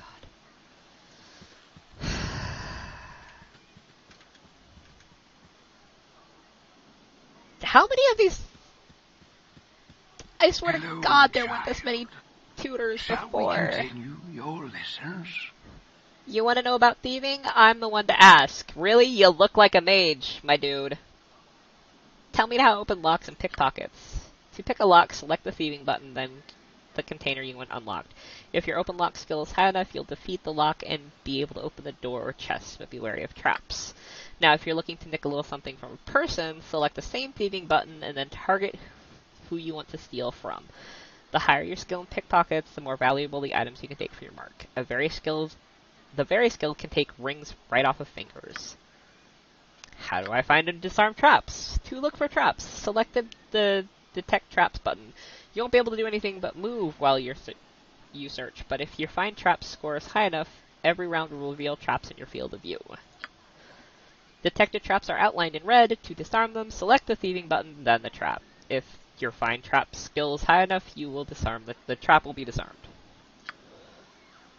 Tell me how to set traps. You'll find the Set Trap skill in your Special Abilities menu. Select the Set Traps icon, then the spot on the screen you wish to lay your snare. If your Set Trap score is high enough, the next person traversing that spot will set it off, sustaining damage. Tell me how to hide in the shadows. Select the Stealth button and to attempt to fade from view. If your check is successful, you'll be invisible for the next round. A new check is made every round. While hidden from view, you can attack from behind with a Thief class weapon and deal bonus backstab damage. Any attack made while hidden also receives a +4 bonus to attack and damage regardless of the weapon used. Tell me how to detect hidden doors and illusions. Selecting the Detect Traps button keeps you alert for anything out of the ordinary. If there's a door or an object hidden from view, you'll find it automatically at the same time you find traps. Also, if you use sufficient points in Detect Illusion, you'll be able to see through and dispel any illusion school spell cast by an enemy. And we're done. Actually, hold on.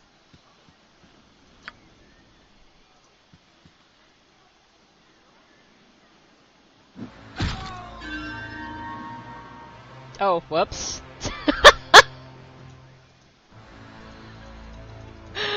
I wonder where my last autosave was. Whoops!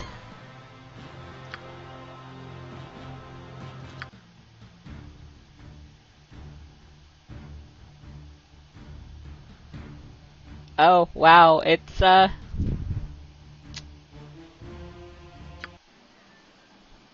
it was a long ways back. I'm not rereading all of that. Hold on. Mistakes were made. Mistakes were definitely made.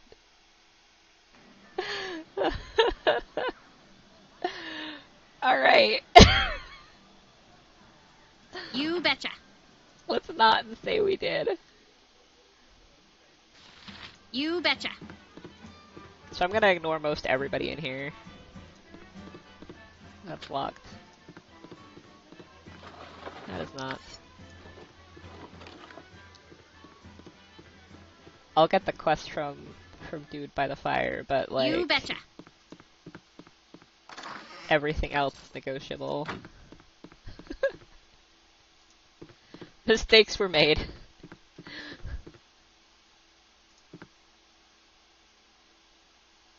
This guy has nothing in his room. That dude's just obnoxious.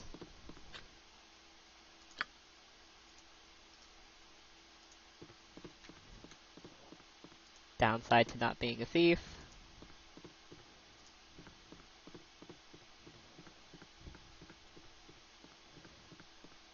I'm just gonna blaze it past Consider this, it done. Fire It's hard Goats to find dialogue. decent folk nowadays. Because we've been there, done that. My hotel's as clean as an elven arse. Alright, I'll come back after I've run around and explored, because it's very possible that there may be, like... Sure thing. Stuff to sell. Oh my god. I can't believe I totally fucked that up.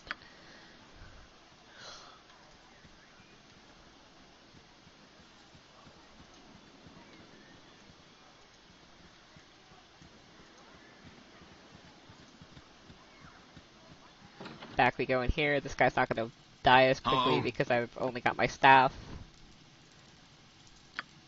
Yeah. You're here to kill me. That is not what I meant to do.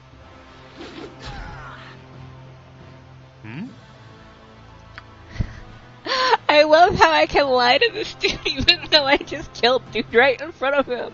And there's a body on the ground. Anyway, back into the room to loot the room. Funny how that guy walked in here, and yet there's no one in here. Stuff isn't highlighting for me this time. I'm kind of confused as to why. Did I check settings quick? No.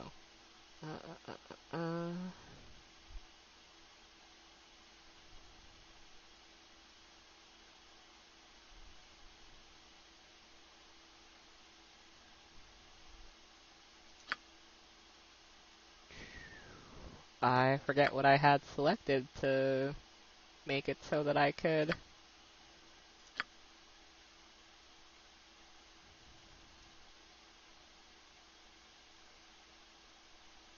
pick so that everything was displayed.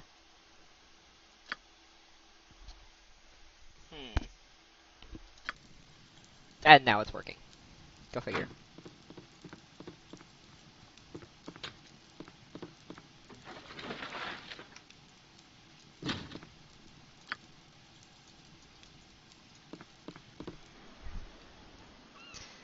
Can do. So let's rush back through everything we just did.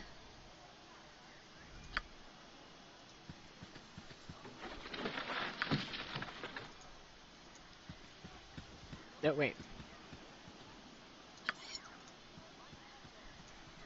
Loot the dead.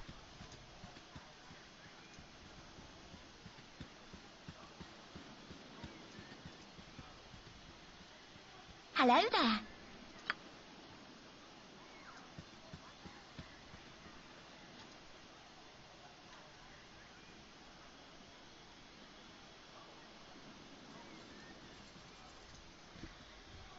That was pretty tragic. What do you need? That the quick save? That is the quick save. We're gonna quick save. I'm just gonna obsessively quick save for a little while. Don't mind me. Oh, hey, one thing I am gonna buy is I'm gonna buy potions from this dude. These walls contain the world's knowledge.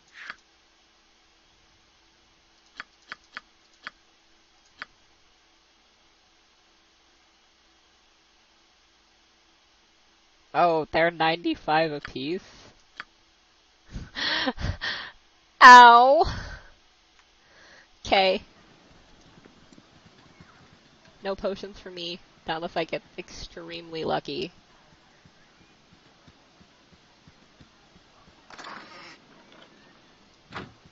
I'll deal with them after I've gone in here.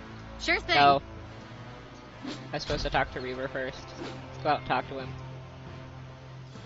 No problem. Hammer. There we go. Alright. Back to killing.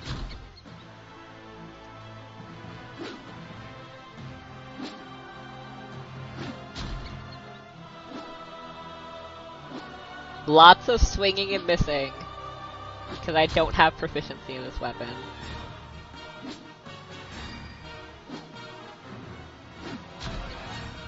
You betcha.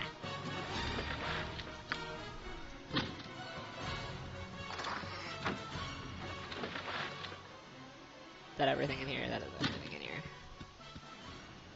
Can do. Moradin's hammer. Alright. Hey, Back to this. Single combat, target combat.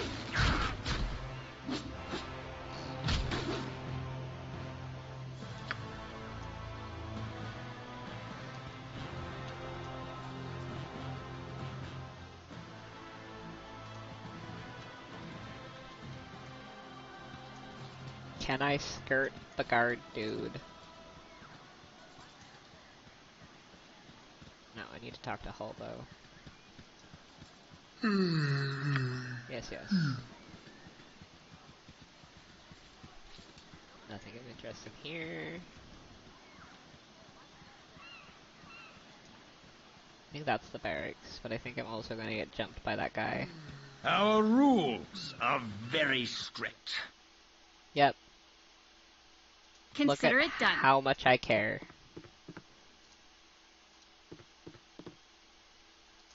No, excuse me, but I'm late for my classes. Oh, okay. He's not got anything all that important.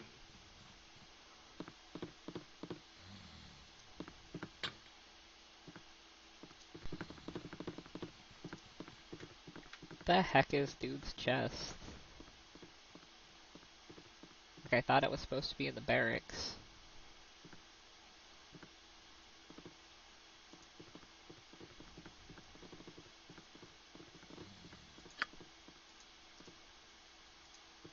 I guess this is not the barracks?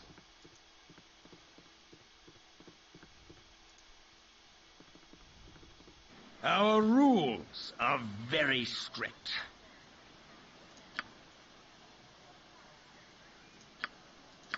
I Yep, already yep, yep. dealt with you, dude, and there was nothing in there that was worth my time. Let us not kill this tutor this time.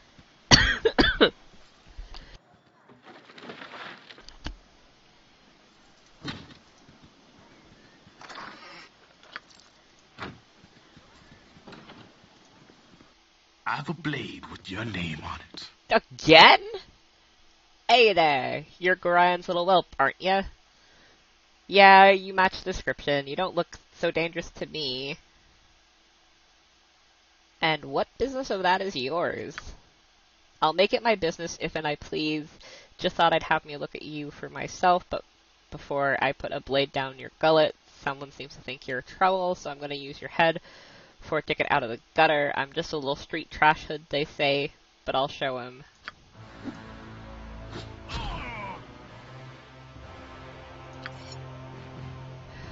Okay.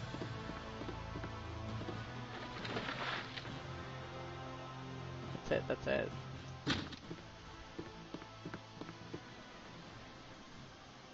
Yep, yep, yep.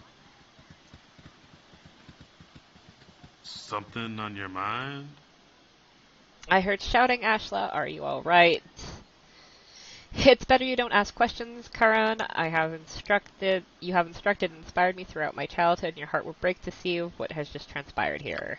Oh, child, you are too young for the life that is being thrust upon you. If you be fully equipped for your journey, I pray you run now to Gorion on the library steps as he is anxious to depart.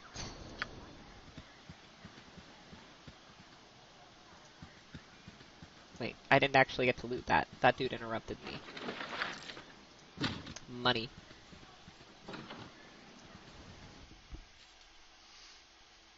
No problem. I should have joined the army. Ugh, what a mead-filled night. That hole is just too much. Poor Sap had to go man the gate this morning, too. I don't know how he does it. What can I do for you anyways? I was just wondering if you had any errands I could run. Errands? Actually, yeah. I need a coral of crossbow bolts. If you could get some off Winthrop at the inn, I'll reimburse you. Oh, very well. There'll be a few coins in it for you, too, if you can stop giving me that look. Alright, time to find the right bed. I think all of those are going to be locked. And there's people in here, so I kind of don't want to just steal the stuff. Alright, so let's go back to Hull. Which is like somewhere approximately over here.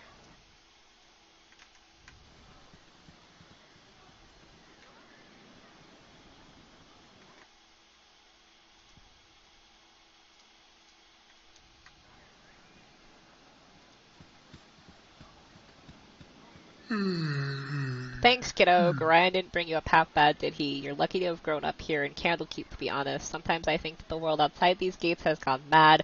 What with all this fighting over iron shortages and all. And Baldur's Gate will be at war before the season's out, mark my words. Anyhow, I'm on duty. Here's 20 gold pieces for saving my skin from the chief. Hilariously, the main game that I've been playing lately, New World, iron is also heavily contested. Because iron's required to, like, work your way up through every type of metal ingot for non-precious metals, so you never don't stop needing iron, really. And with all the nodes being free for all, it's some pretty fierce competition.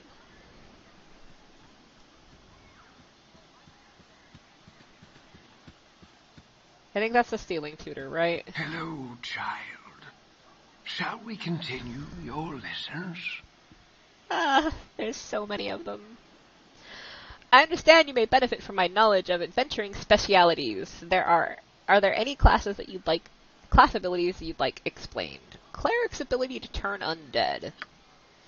Clerics and paladins can use their holy symbol to repel undead creatures. To use this ability, select the turn undead button. If your level is high enough, any undead creature in your field of view will flee while this ability is active. You may even destroy some weaker undead outright. The warrior ability to guard. If you are a paladin, fighter, or ranger, you can defend a character or area by selecting the guard button, then the character or spot you wish to defend. While defending, your character attacks any creature that approaches a specified area or attacks a protected character. The Bard's Song. Bards can sing a song that removes all fear from their entire party, setting each party member's morale to its highest level. While a bard is singing, no party member will ever flee in panic. To sing the song, select the Bard Song button. While singing, the bards can do nothing else but move. The Shamans Dance. To activate your Shaman's Dance abilities, select the Dance button. While the ability is active, Shamans cannot move or take any other actions, but they will summon a steady stream of helpful spirits to aid in battle. These spirits act of their own accord, the summoner does not direct them, but they are clever enough to differentiate friend from foes. So they come with an IFF installed. Great. We're done here.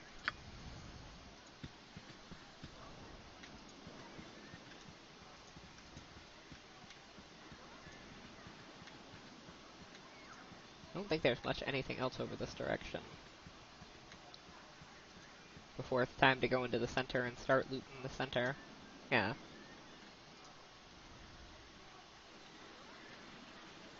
believe that if I go there, what do you want? Hello, child. Shall we continue your lessons? Okay, we're gonna go over, like, 3 of these 4 things, because they are kind of important to how this all functions. Tell me about Thaco.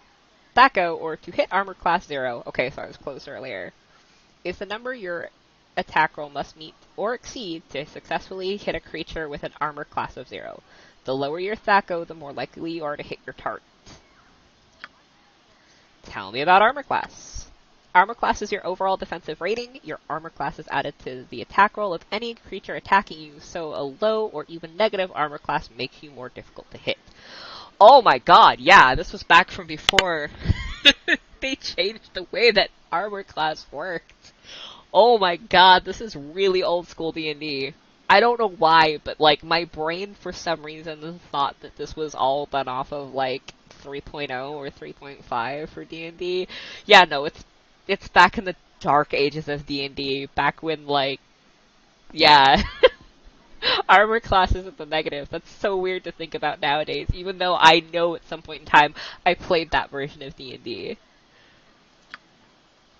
Tell me about saving throws. Your saving throw scores are a bit like your Thaco. They provide a target number you must meet or beat to avoid the worst outcomes of spells or other effects. As with Thaco, a low score is best. Oh my god. Back in the day. I've had enough of a trip down memory lane. Thank you. D&D is quite different now. It's all about having the higher numbers.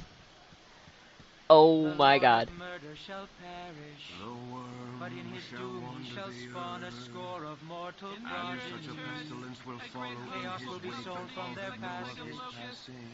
So saith the wise alarm. Down by the plague. So saith the wise. I forget if they keep going or if it's just all one thing. When shadows descend upon the lands, our divine lords will walk alongside us as equals. So saith the great around us. Yeah, they just kind of keep going. The Lord of murder shall perish. But in Alright, his doom he shall we'll leave them being all doom and gloom.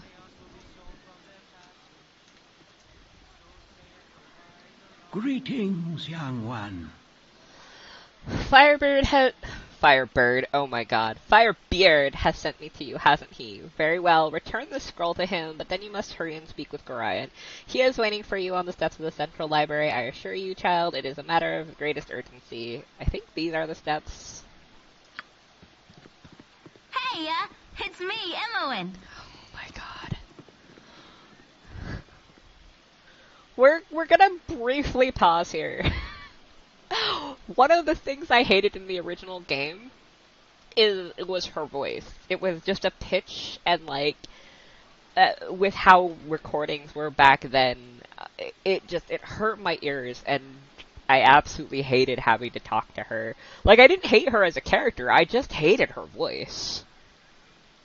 So anyways, Emmeline says, I'm surprised that stuffy old Gorion let you away from your studies and chores. That old fiddle-faddle. I stuck off too. Old Tough Guts Winthrop was looking for me, but I've got all day to do his chores. You have time for a story today? No, I can tell you don't. What have you been up to? Alright, which one do I want to do? I don't know why it tells me to call her child. Ooh. Sorry, I just got an alert. My cryptos are going up. Yay, money. Anyway, I'm gonna go with the third option, because it's polite, but still tells her to basically leave me alone. I am sorry, child, but I am not allowed to tell anyone what I am doing. I must go. You should not tarry about either. Winthrop wants the beds turned down after you are done in the stables. Emmeline says, if you say so. You sure picked up a lot from old Gorion. He never tells it straight neither. Good luck on your trip, good luck with whatever you're doing. Wait, what do you know of my journey? Gorion has said little and less to anyone else. Oh, I know. The old stick in the mud that he is. All worried about nothing, I'm sure. Better go now, because you've got a long ways to travel. Not that I would know, especially since I didn't peek into old Mr. G's private letters. No, ma'am. Better go now. Bye-bye. Old Mr. G. Did she really just call him that? I don't think I can walk past him. Let me quick save this shit quick. I don't think it's gonna let me walk past him. I think it's gonna... No, but it's locked, so it doesn't really matter.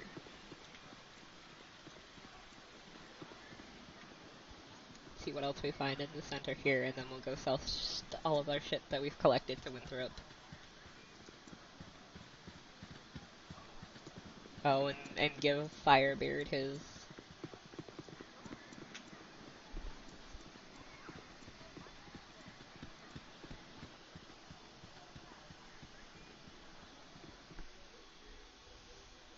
So You Firebeard betcha. first.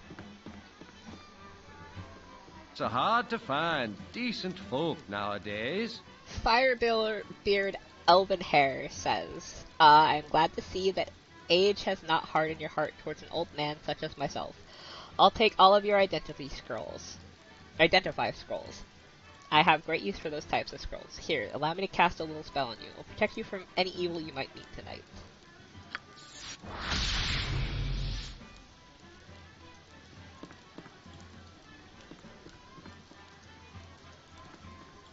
My hotel's as clean as an elven arse.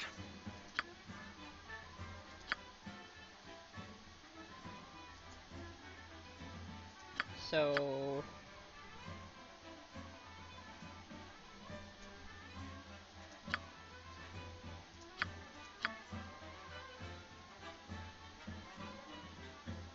I think I'm gonna equip the ring. I don't remember if it does anything for me though.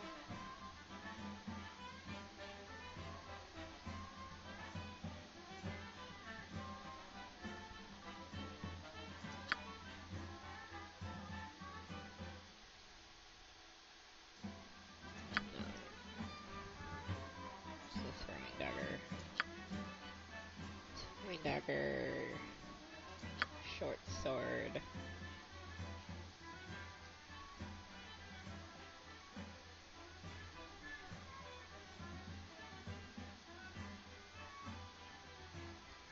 Studded leather.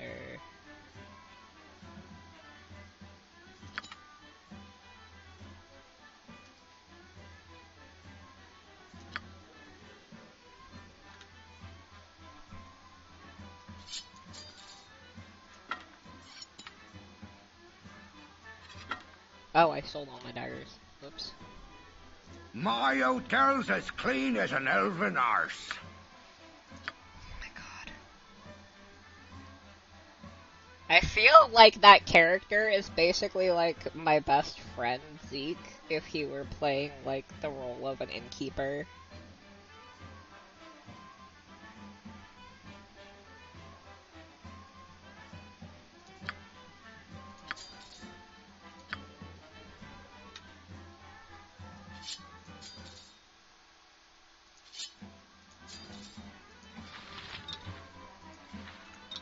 I lied.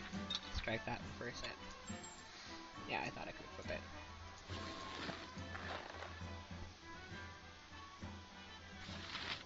Sell My hotel's as clean as an elven arse.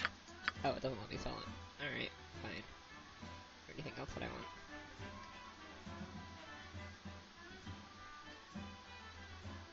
I don't think so. I think I'm good where I'm at.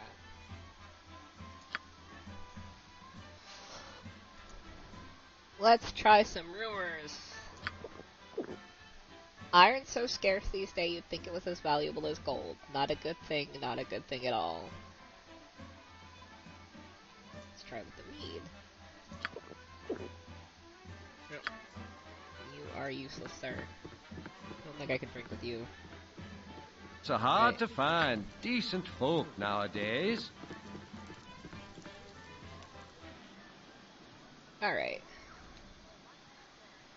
That is it for Candlekeep. Let us progress with the MSQ.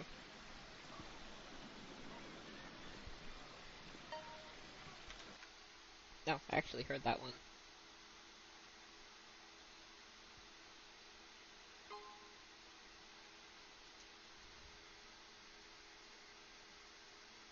It's telling me there's a new donation, but it didn't say a name. Huh. It looks like my, alerts are broken. I'll have to take care of that after I'm done.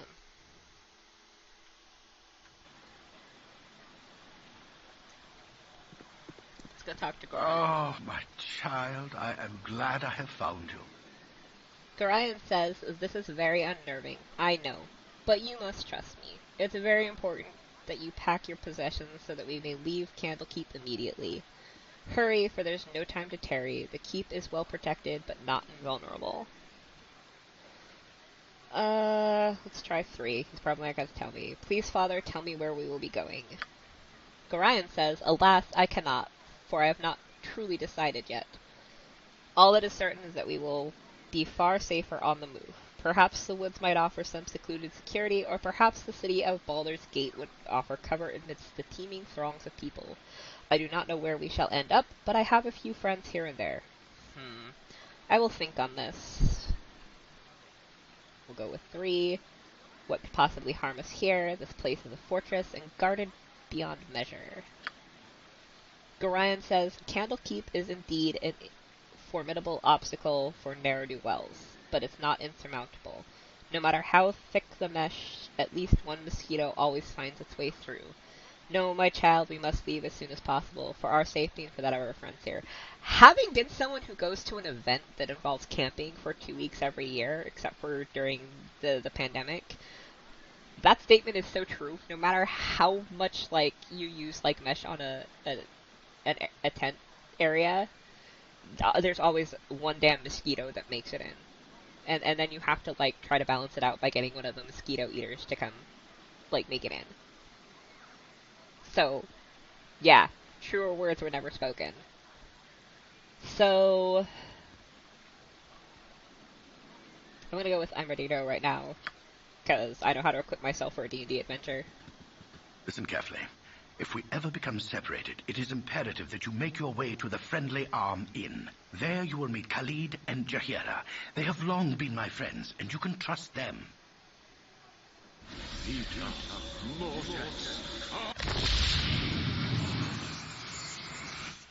Let's hurry, child. The night can only get worse, so we must find shelter soon. Don't worry. I will explain everything as soon as there is time. Wait, there is something wrong. We are in an ambush. Prepare yourself. You're perceptive for an old man. You know why I'm here. Hand over your ward and no one will be hurt. If you resist, it shall be a waste of your life. You're a fool if you believe I would trust your benevolence. Step aside and you and your lackeys will be unhurt.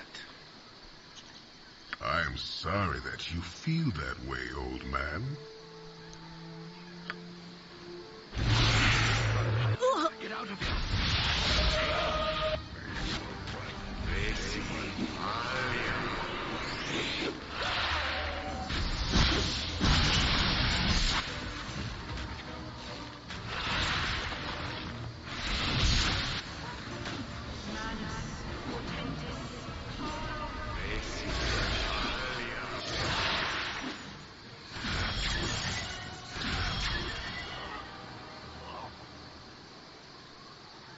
The dawn is especially cruel this morning. You awake with the realization that you have not been living some horrible dream. Ambushed, you saw Gorion cut down before your eyes, and even his powerful magic could not stop the onslaught. It was his wish that you flee, but that does not remove the feeling of helplessness that now overwhelms you. Hand over your ward, the armored fiend had said. He was after you and you alone, but why? If only Gorion had given some clue. But now you are alone and lost. Candlekeep is near, but you will find no quarter there. The readers pay for their serenity with rather draconian entry rules, and without Gorian's influence, their doors will remain closed. You will not last long on your own with your meager equipment. Perhaps you can get some help from the friends Gorian mentioned, the ones at the Friendly Arm. Alright, this narrated little thing was a lot better about the scrolling, but like was kind of in the opposite direction where the scroll was a little bit longer than the talking. Hey, it's me, Emmeline. That sentence right there is going to get entirely annoying. Anyway, Emmeline says, I'm sorry I followed you, but I never got out of Candlekeep, and those monks are such a bore. Never any decent coin in their pockets neither. I saw Gorian, and I am so sorry. Kinda figured something bad might happen to you out here.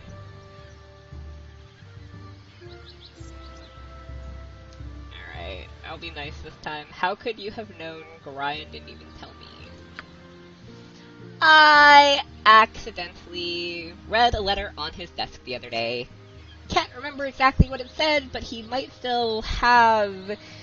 It might be on his body. Anyway, I'm not gonna let you wander around out here all alone. Never let a friend down, no ma'am. Stick with you until you say otherwise, I will.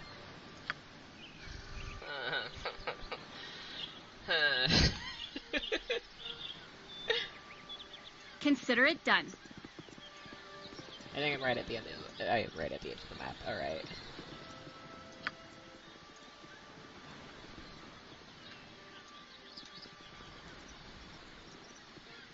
Oh, let us do ourselves a favor and quick save.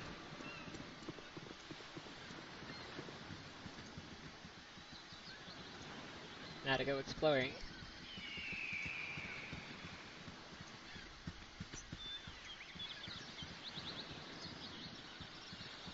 Much like Diablo and the like, I am going to just sort of, like, clear entire maps, at least initially.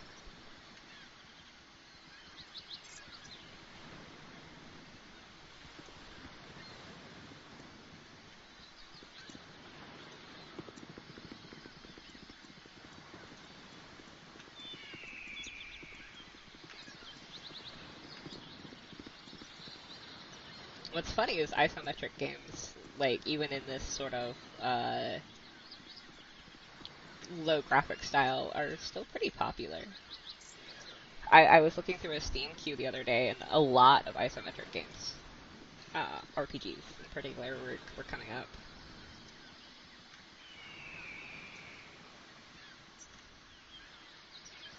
What is this? That is a sign.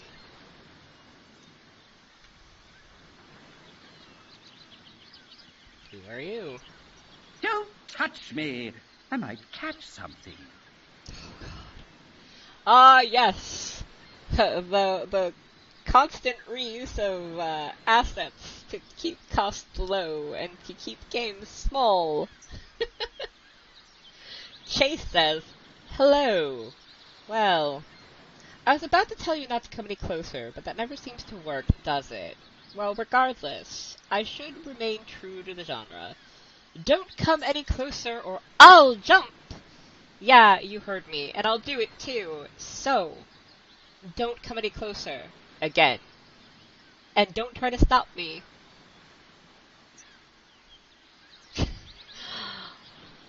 It's so hard not to just, you know, pull the renegade trigger on some of these, and we're going to be pulling the renegade trigger. By all means, jump if you must. More air for the rest of us. Chase says, how could you be so callous? I'm obviously in pain here.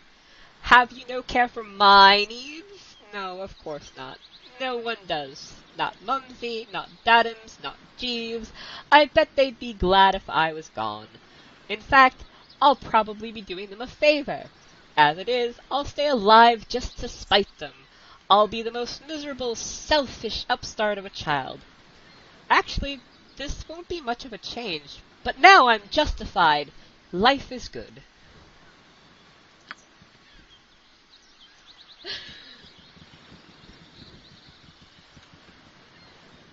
That is a black bear. I can talk to the black bear. That's a little surprising. Black bear, go burr.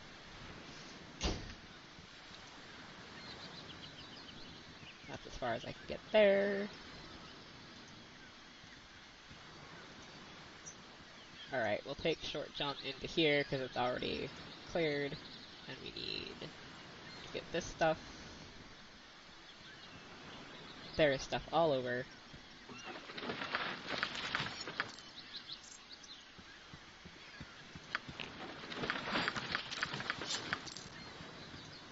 Alright, so hit my inventory. Take a look at this.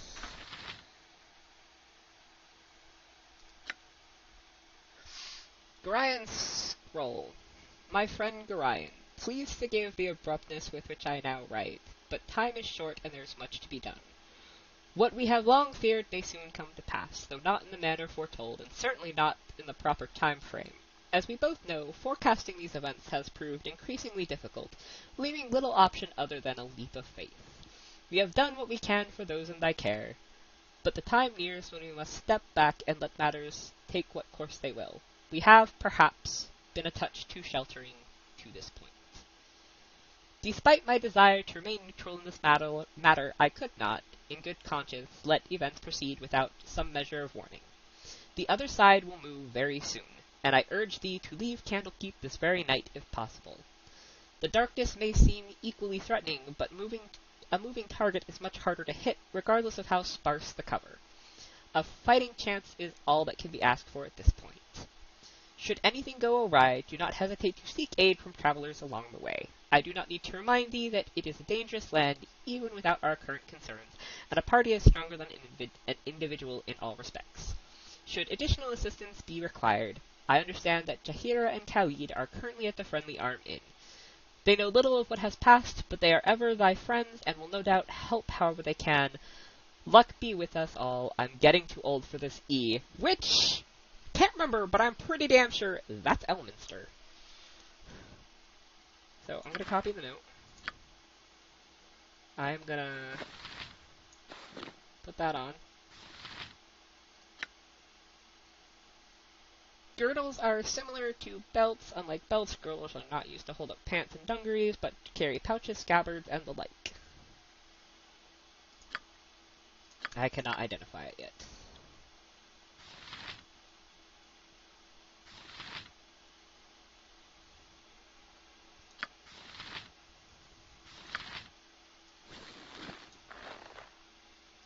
Can go over to her. She's got a short bow. I'm looting your wand, woman. Why aren't those stacked? Which one is that? Oil of Speed. This oil increases the movement and combat capabilities of the imbiber. The movement rate is doubled, and the user gains an extra attack per round. Thus, a movement rate of 9 becomes 18, and the character normally able to attack once in a round attacks twice. It does not reduce spellcasting time. However, the duration of the effect is 1 hour. I am stealing that. I want you to have more than just that, though. So you can have the dagger. I'm going to keep the longsword because I might eventually use it.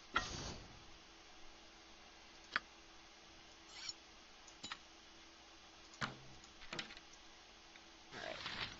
Fun times.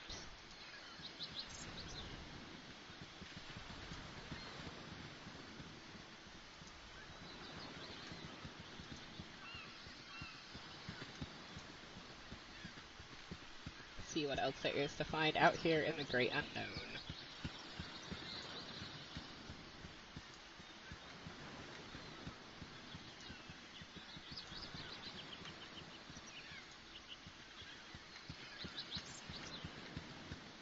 I do believe I have found the edges of the map. I have found the edge of the map.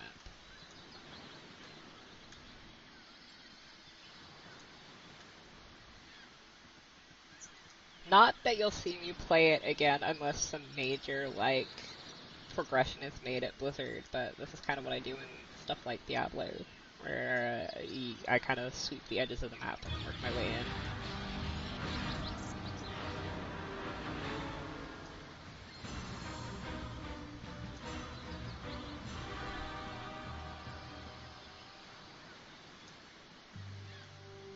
So she does have arrows. They do work well.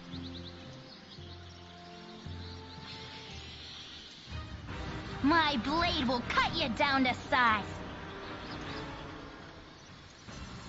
Can you believe I have found the other edge of the map? I have, in fact.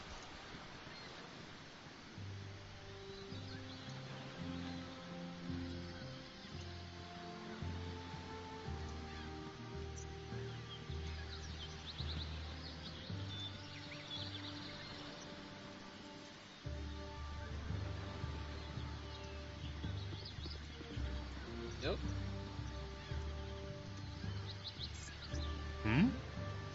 Binko says, "Sorry, chum, but I can't stop to chat. There's another caravan raided northeast of Baragost, and I must report these dire straits to the Grand Dukes. A messenger's work is never done." Alright, so then why were you just standing in the middle of the wilderness, my dude?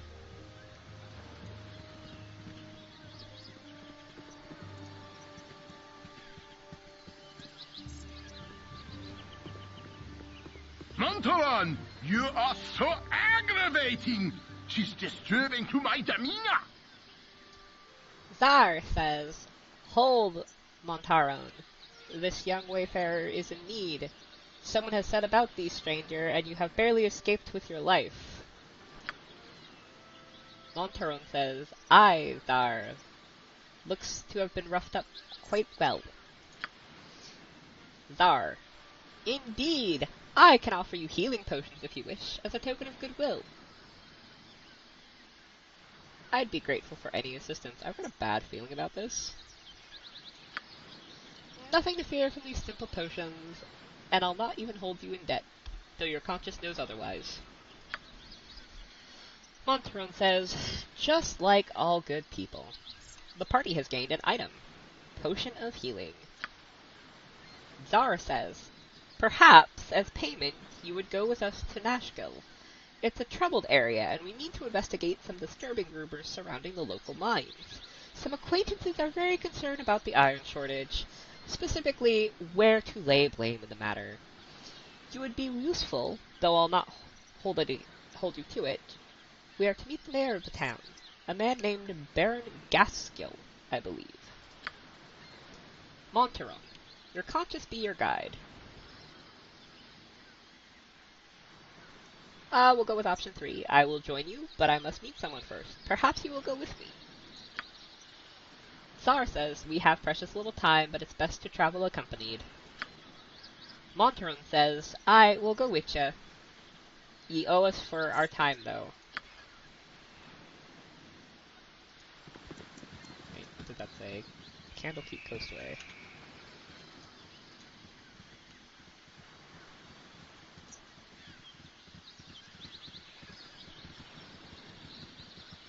Not to, like, call it a plot hole, but calling it a plot hole, you really don't actually end up running away too far.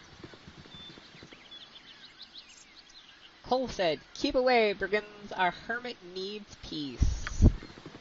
Alright.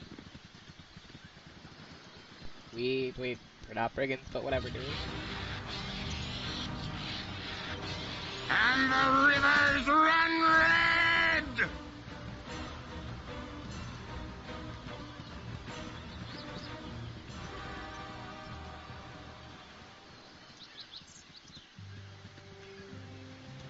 Yeah, if we're not running far, like, the fact that the evil armor dude doesn't actually find you is a little bit sus.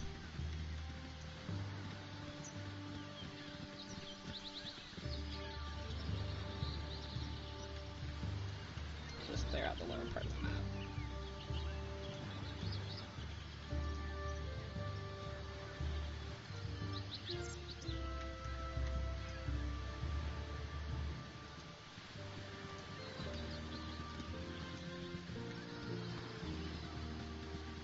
Wait, what's that? Is that glitched? That's glitched.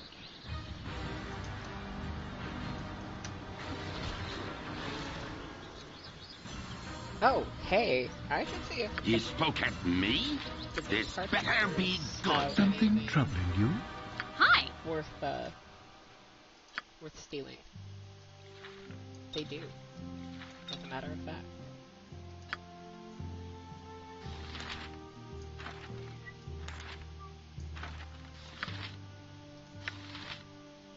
This is Chill Touch, which is Necromancy. It's a level 1 spell with a range of 0, duration is 1 turn, casting time is 1, area of effect is the creature, there is no saving throw. When the caster completes the spell, a blue glow encompasses her hand. This energy attacks the life force of any creature upon which the wizard makes a successful melee attack. Non-living creatures, such as golems and undead, are unaffected by the spell. The creature is punched for 1d2 damage. Fist damage, strength bonuses apply, and must make a saving throw versus spell or suffer 1d8 points of damage and receive a -2 Sacco penalty for 5 rounds.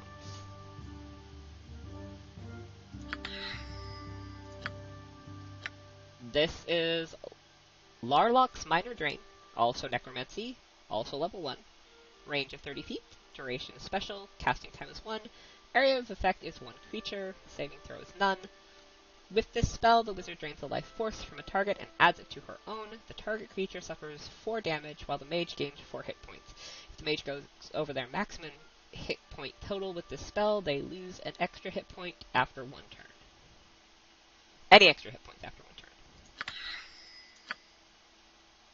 Yosh. Awesome. This is the antidote, right? Yeah.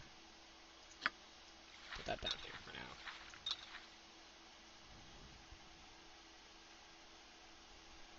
Do they have better armor than I do? No. Okay. You betcha. Oops. Yep. Can do.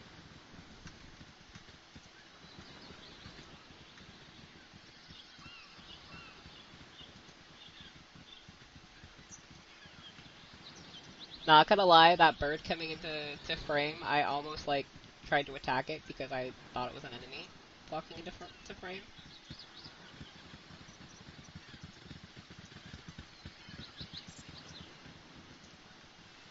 That looks like it's it for this map.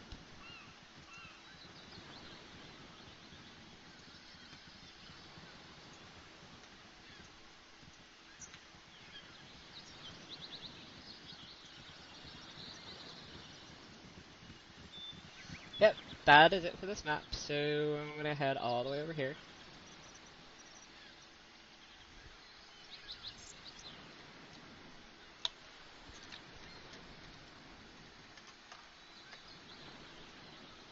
And take my leave of the area.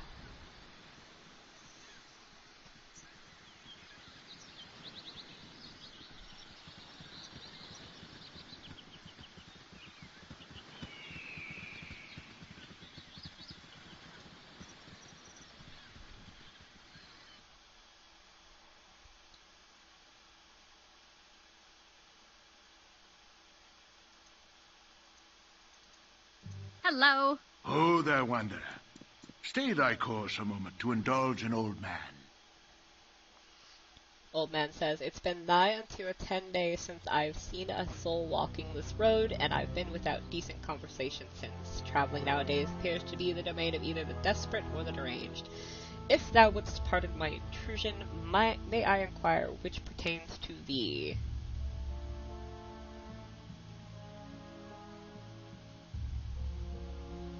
Not to imply anything, but how do you measure up to your own standards? Pestering strangers about their mental state doesn't seem all that well adjusted to me.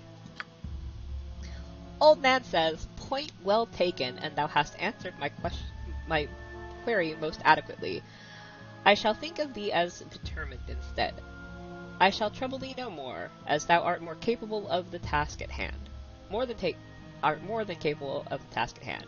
North is the Friendly Arms Inn, where I am certain thou shalt find trustworthy friends awaiting. I have said too much and taking too much of thy time from thee. Farewell.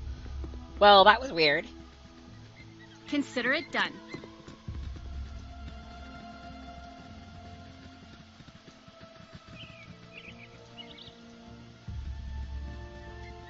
So I kicked him in the head till he was dead.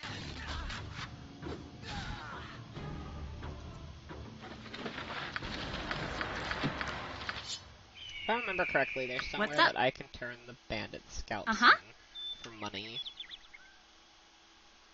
Who does not have armor? You suffer.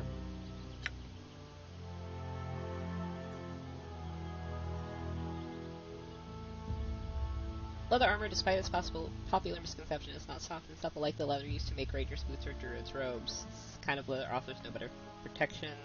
That kind of leather offers no better protection than common clothing. Okay, yeah, he can't actually use it, so I'm just gonna keep it on me. Okay.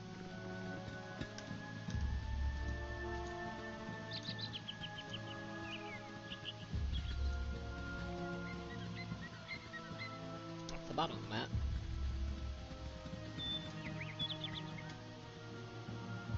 And that is a dead end.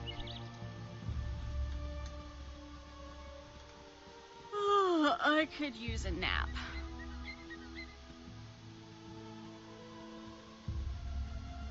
Well, I guess if you're gonna be that way, we'll come down to this little niche here. And we will rest.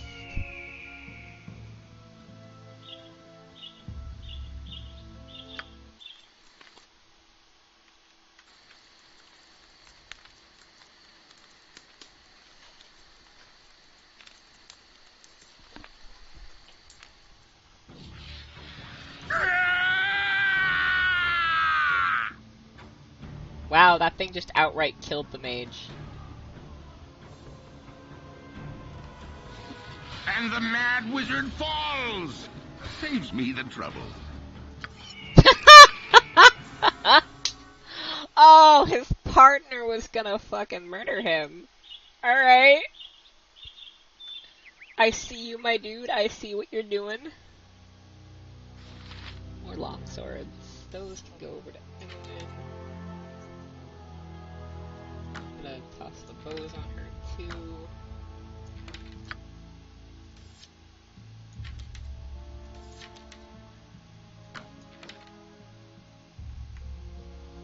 Well, I don't think I can. I don't have anything to revive him.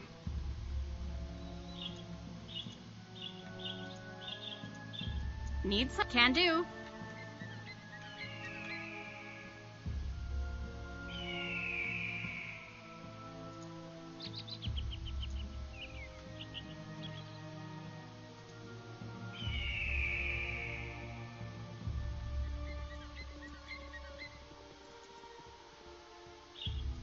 Oh, I forgot to memorize spells before going and resting. Oops. Hey!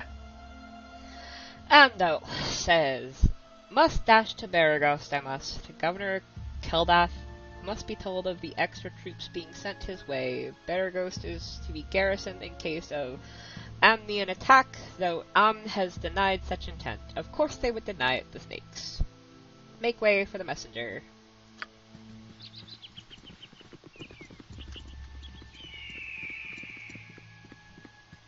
You funny looking. Chase says, don't be getting any closer, I'll have Mom come and give you the belt. Relax, kid, I don't want to hurt you. Oh, sure, that's what the other group of bandits said, and then they went and attacked a caravan I just saw leave. They were a bunch of liars, probably like you. Get lost. Wow. You gotta love how there's rain going on parts of the map that don't even technically exist.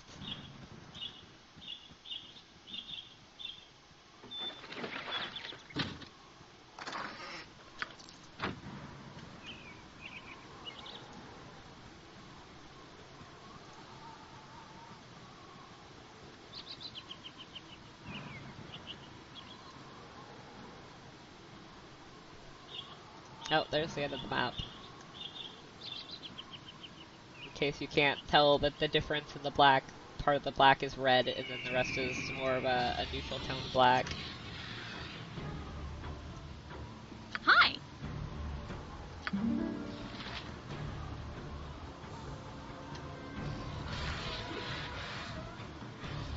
Yep, consider it done.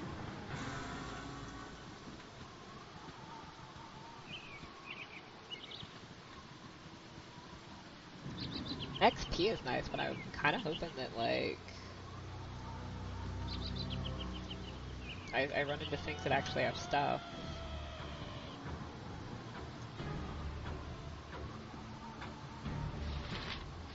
I mean, since I forgot solo spells, there's not really much. My blade will cut you down to size.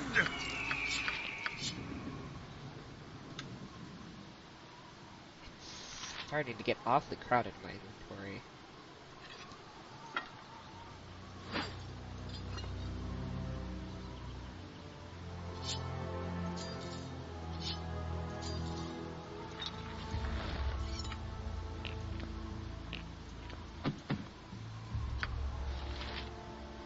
Her proficiencies.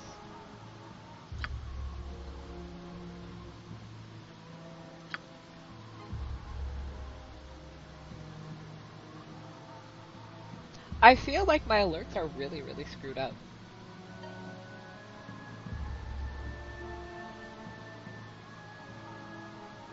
Because they look like they're screwed up.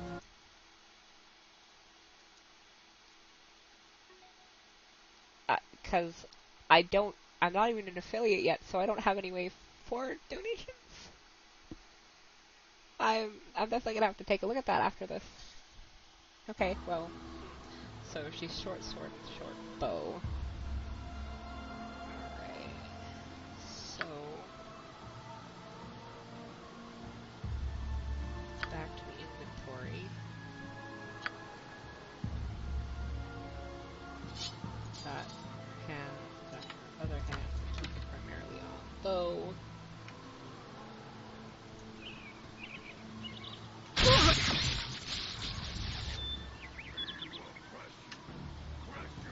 I was gonna say random lightning bolt is random, but apparently not as random as I thought. Oh wait, there's stuff.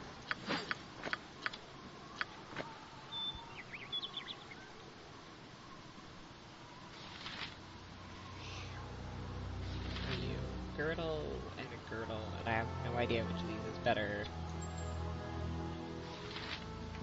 I also just noticed that I need to heal myself. Hello.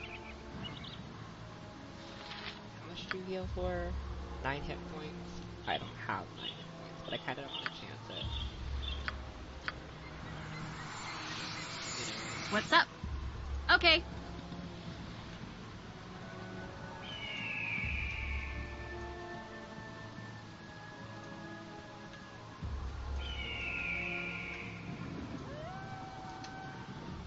My blade will cut you down to size.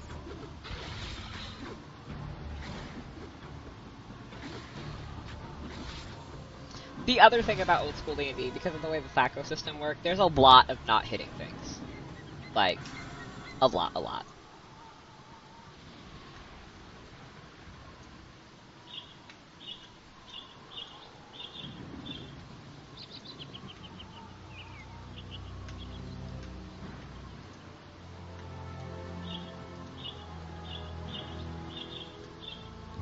There is a whole lot of cliff going on here.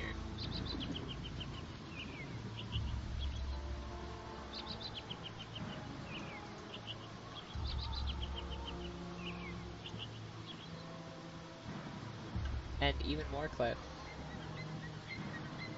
Can we actually get around to there?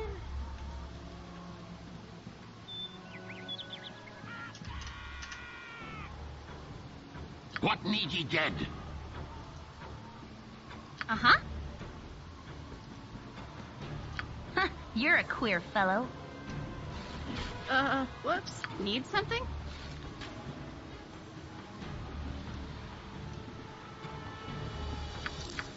Hi.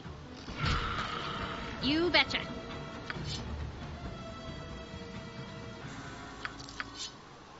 Yep. So much lack of inventory.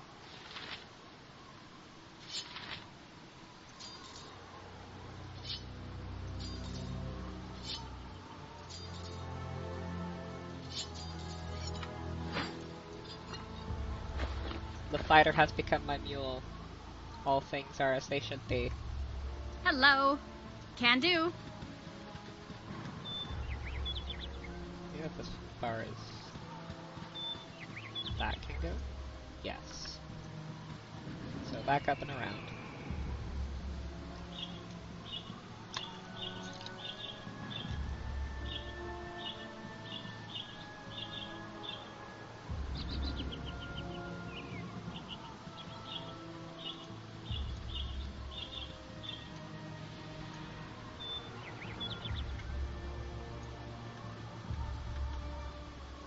I don't think I can get down there at all.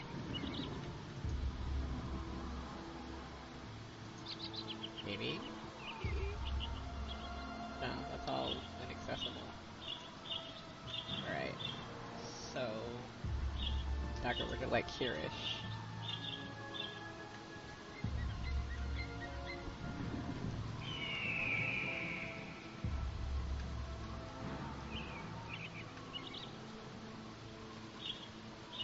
Another way to tell that D&D has come a long way, the hit point values are much better now. Like, a mage Hello, having pal. just 4 health is weird. Aeoln says, if you don't mind, please try to keep your voices down. There be beasties with better hearing than we. We'll go with, you seem quite at home out here. What's the most dangerous thing you've ever seen?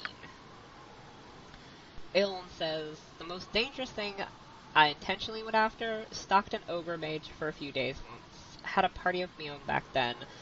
Killed the ogre, lost the party. Not really worth a trade if you ask me. I've seen more dangerous beasties, but usually over my shoulders I'm making tracks as fast as I can. No shame in running when your life is on the line. Off with you now, I've meat to catch. Alright. Friendly arm into the noose.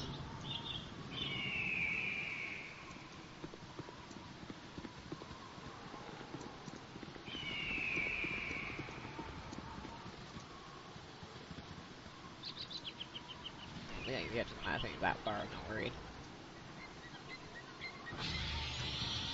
And the rivers run red! Like, literally right here.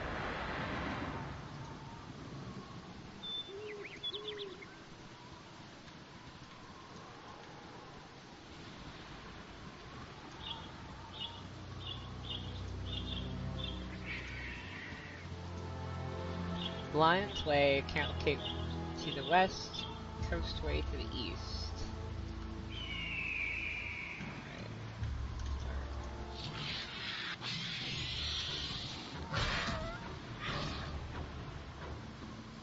Those are kind of depressingly easy for you.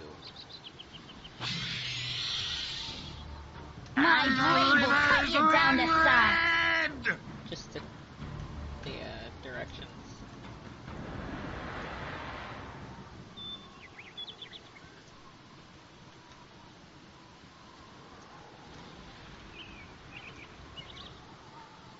So we are coming up here on 2 o'clock at 2 a.m. Eastern.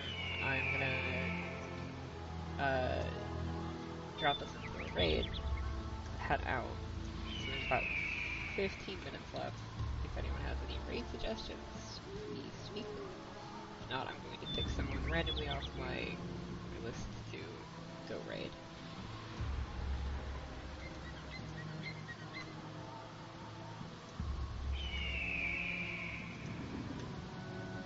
Ooh. That's the main caravan that got killed. Well then.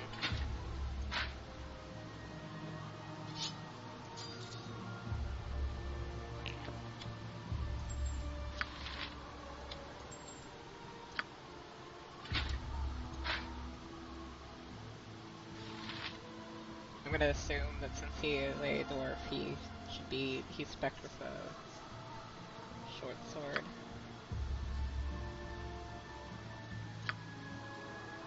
Yeah, he is. Alright. What a beautiful morning. Said as we're standing amidst the dead bodies.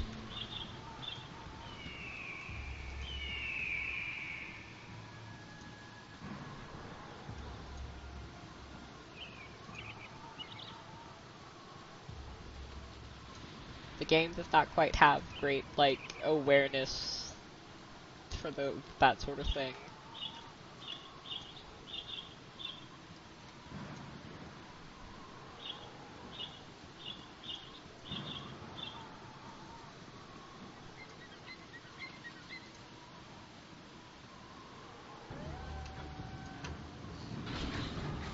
Ow!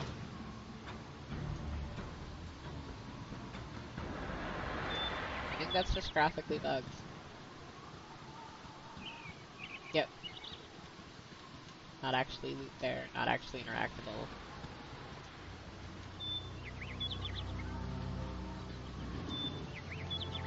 What we'll do actually is we'll clear this map and head into the next area, and then once that area loads and I can save, we'll go ahead and switch over to a raid and call it a night. And the rivers run red!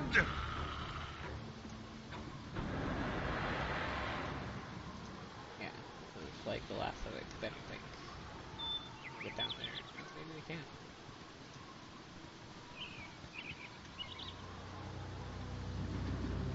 Well, sort of, not really.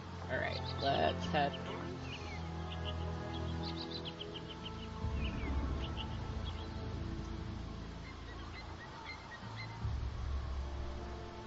I'd be much preferring the cover of night, or this blasted daylight.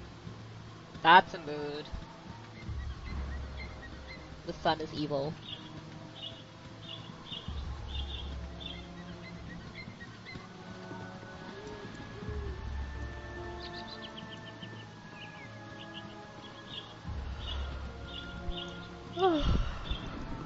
Excuse me. Little yawn there.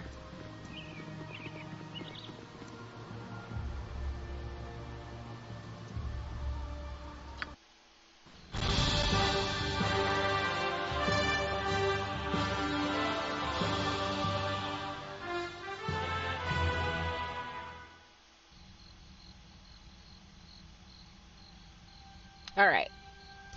So, go ahead and save here. If I remember correctly, the inn is kinda... Yeah, this is actually a really big map. So what we'll do is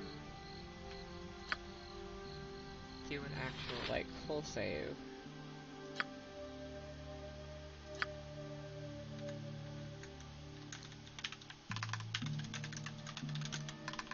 I can type.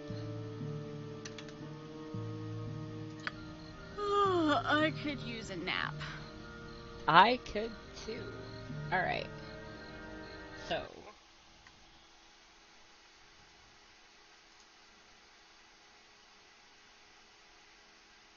I'm gonna take a look and see who to raid.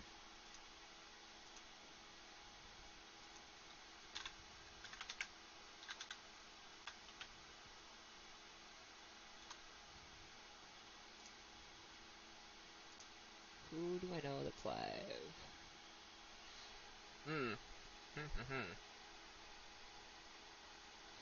I got Atari last night, so I think what I'm gonna do is I'm gonna toss this over to Bloodlust. So, I'd like to thank everybody who was here to watch, whether you're watching live or watching later on the archives here on Twitch or on YouTube. You go ahead. I'm gonna try this nifty raid feature on this bot.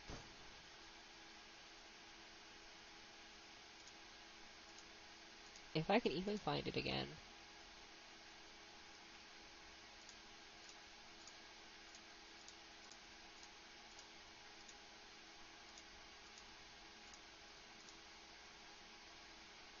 I had looked at this earlier and decided to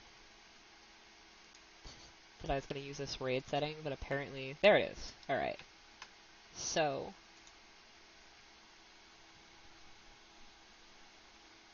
Oh, whoops. I did not set that up right. Alright.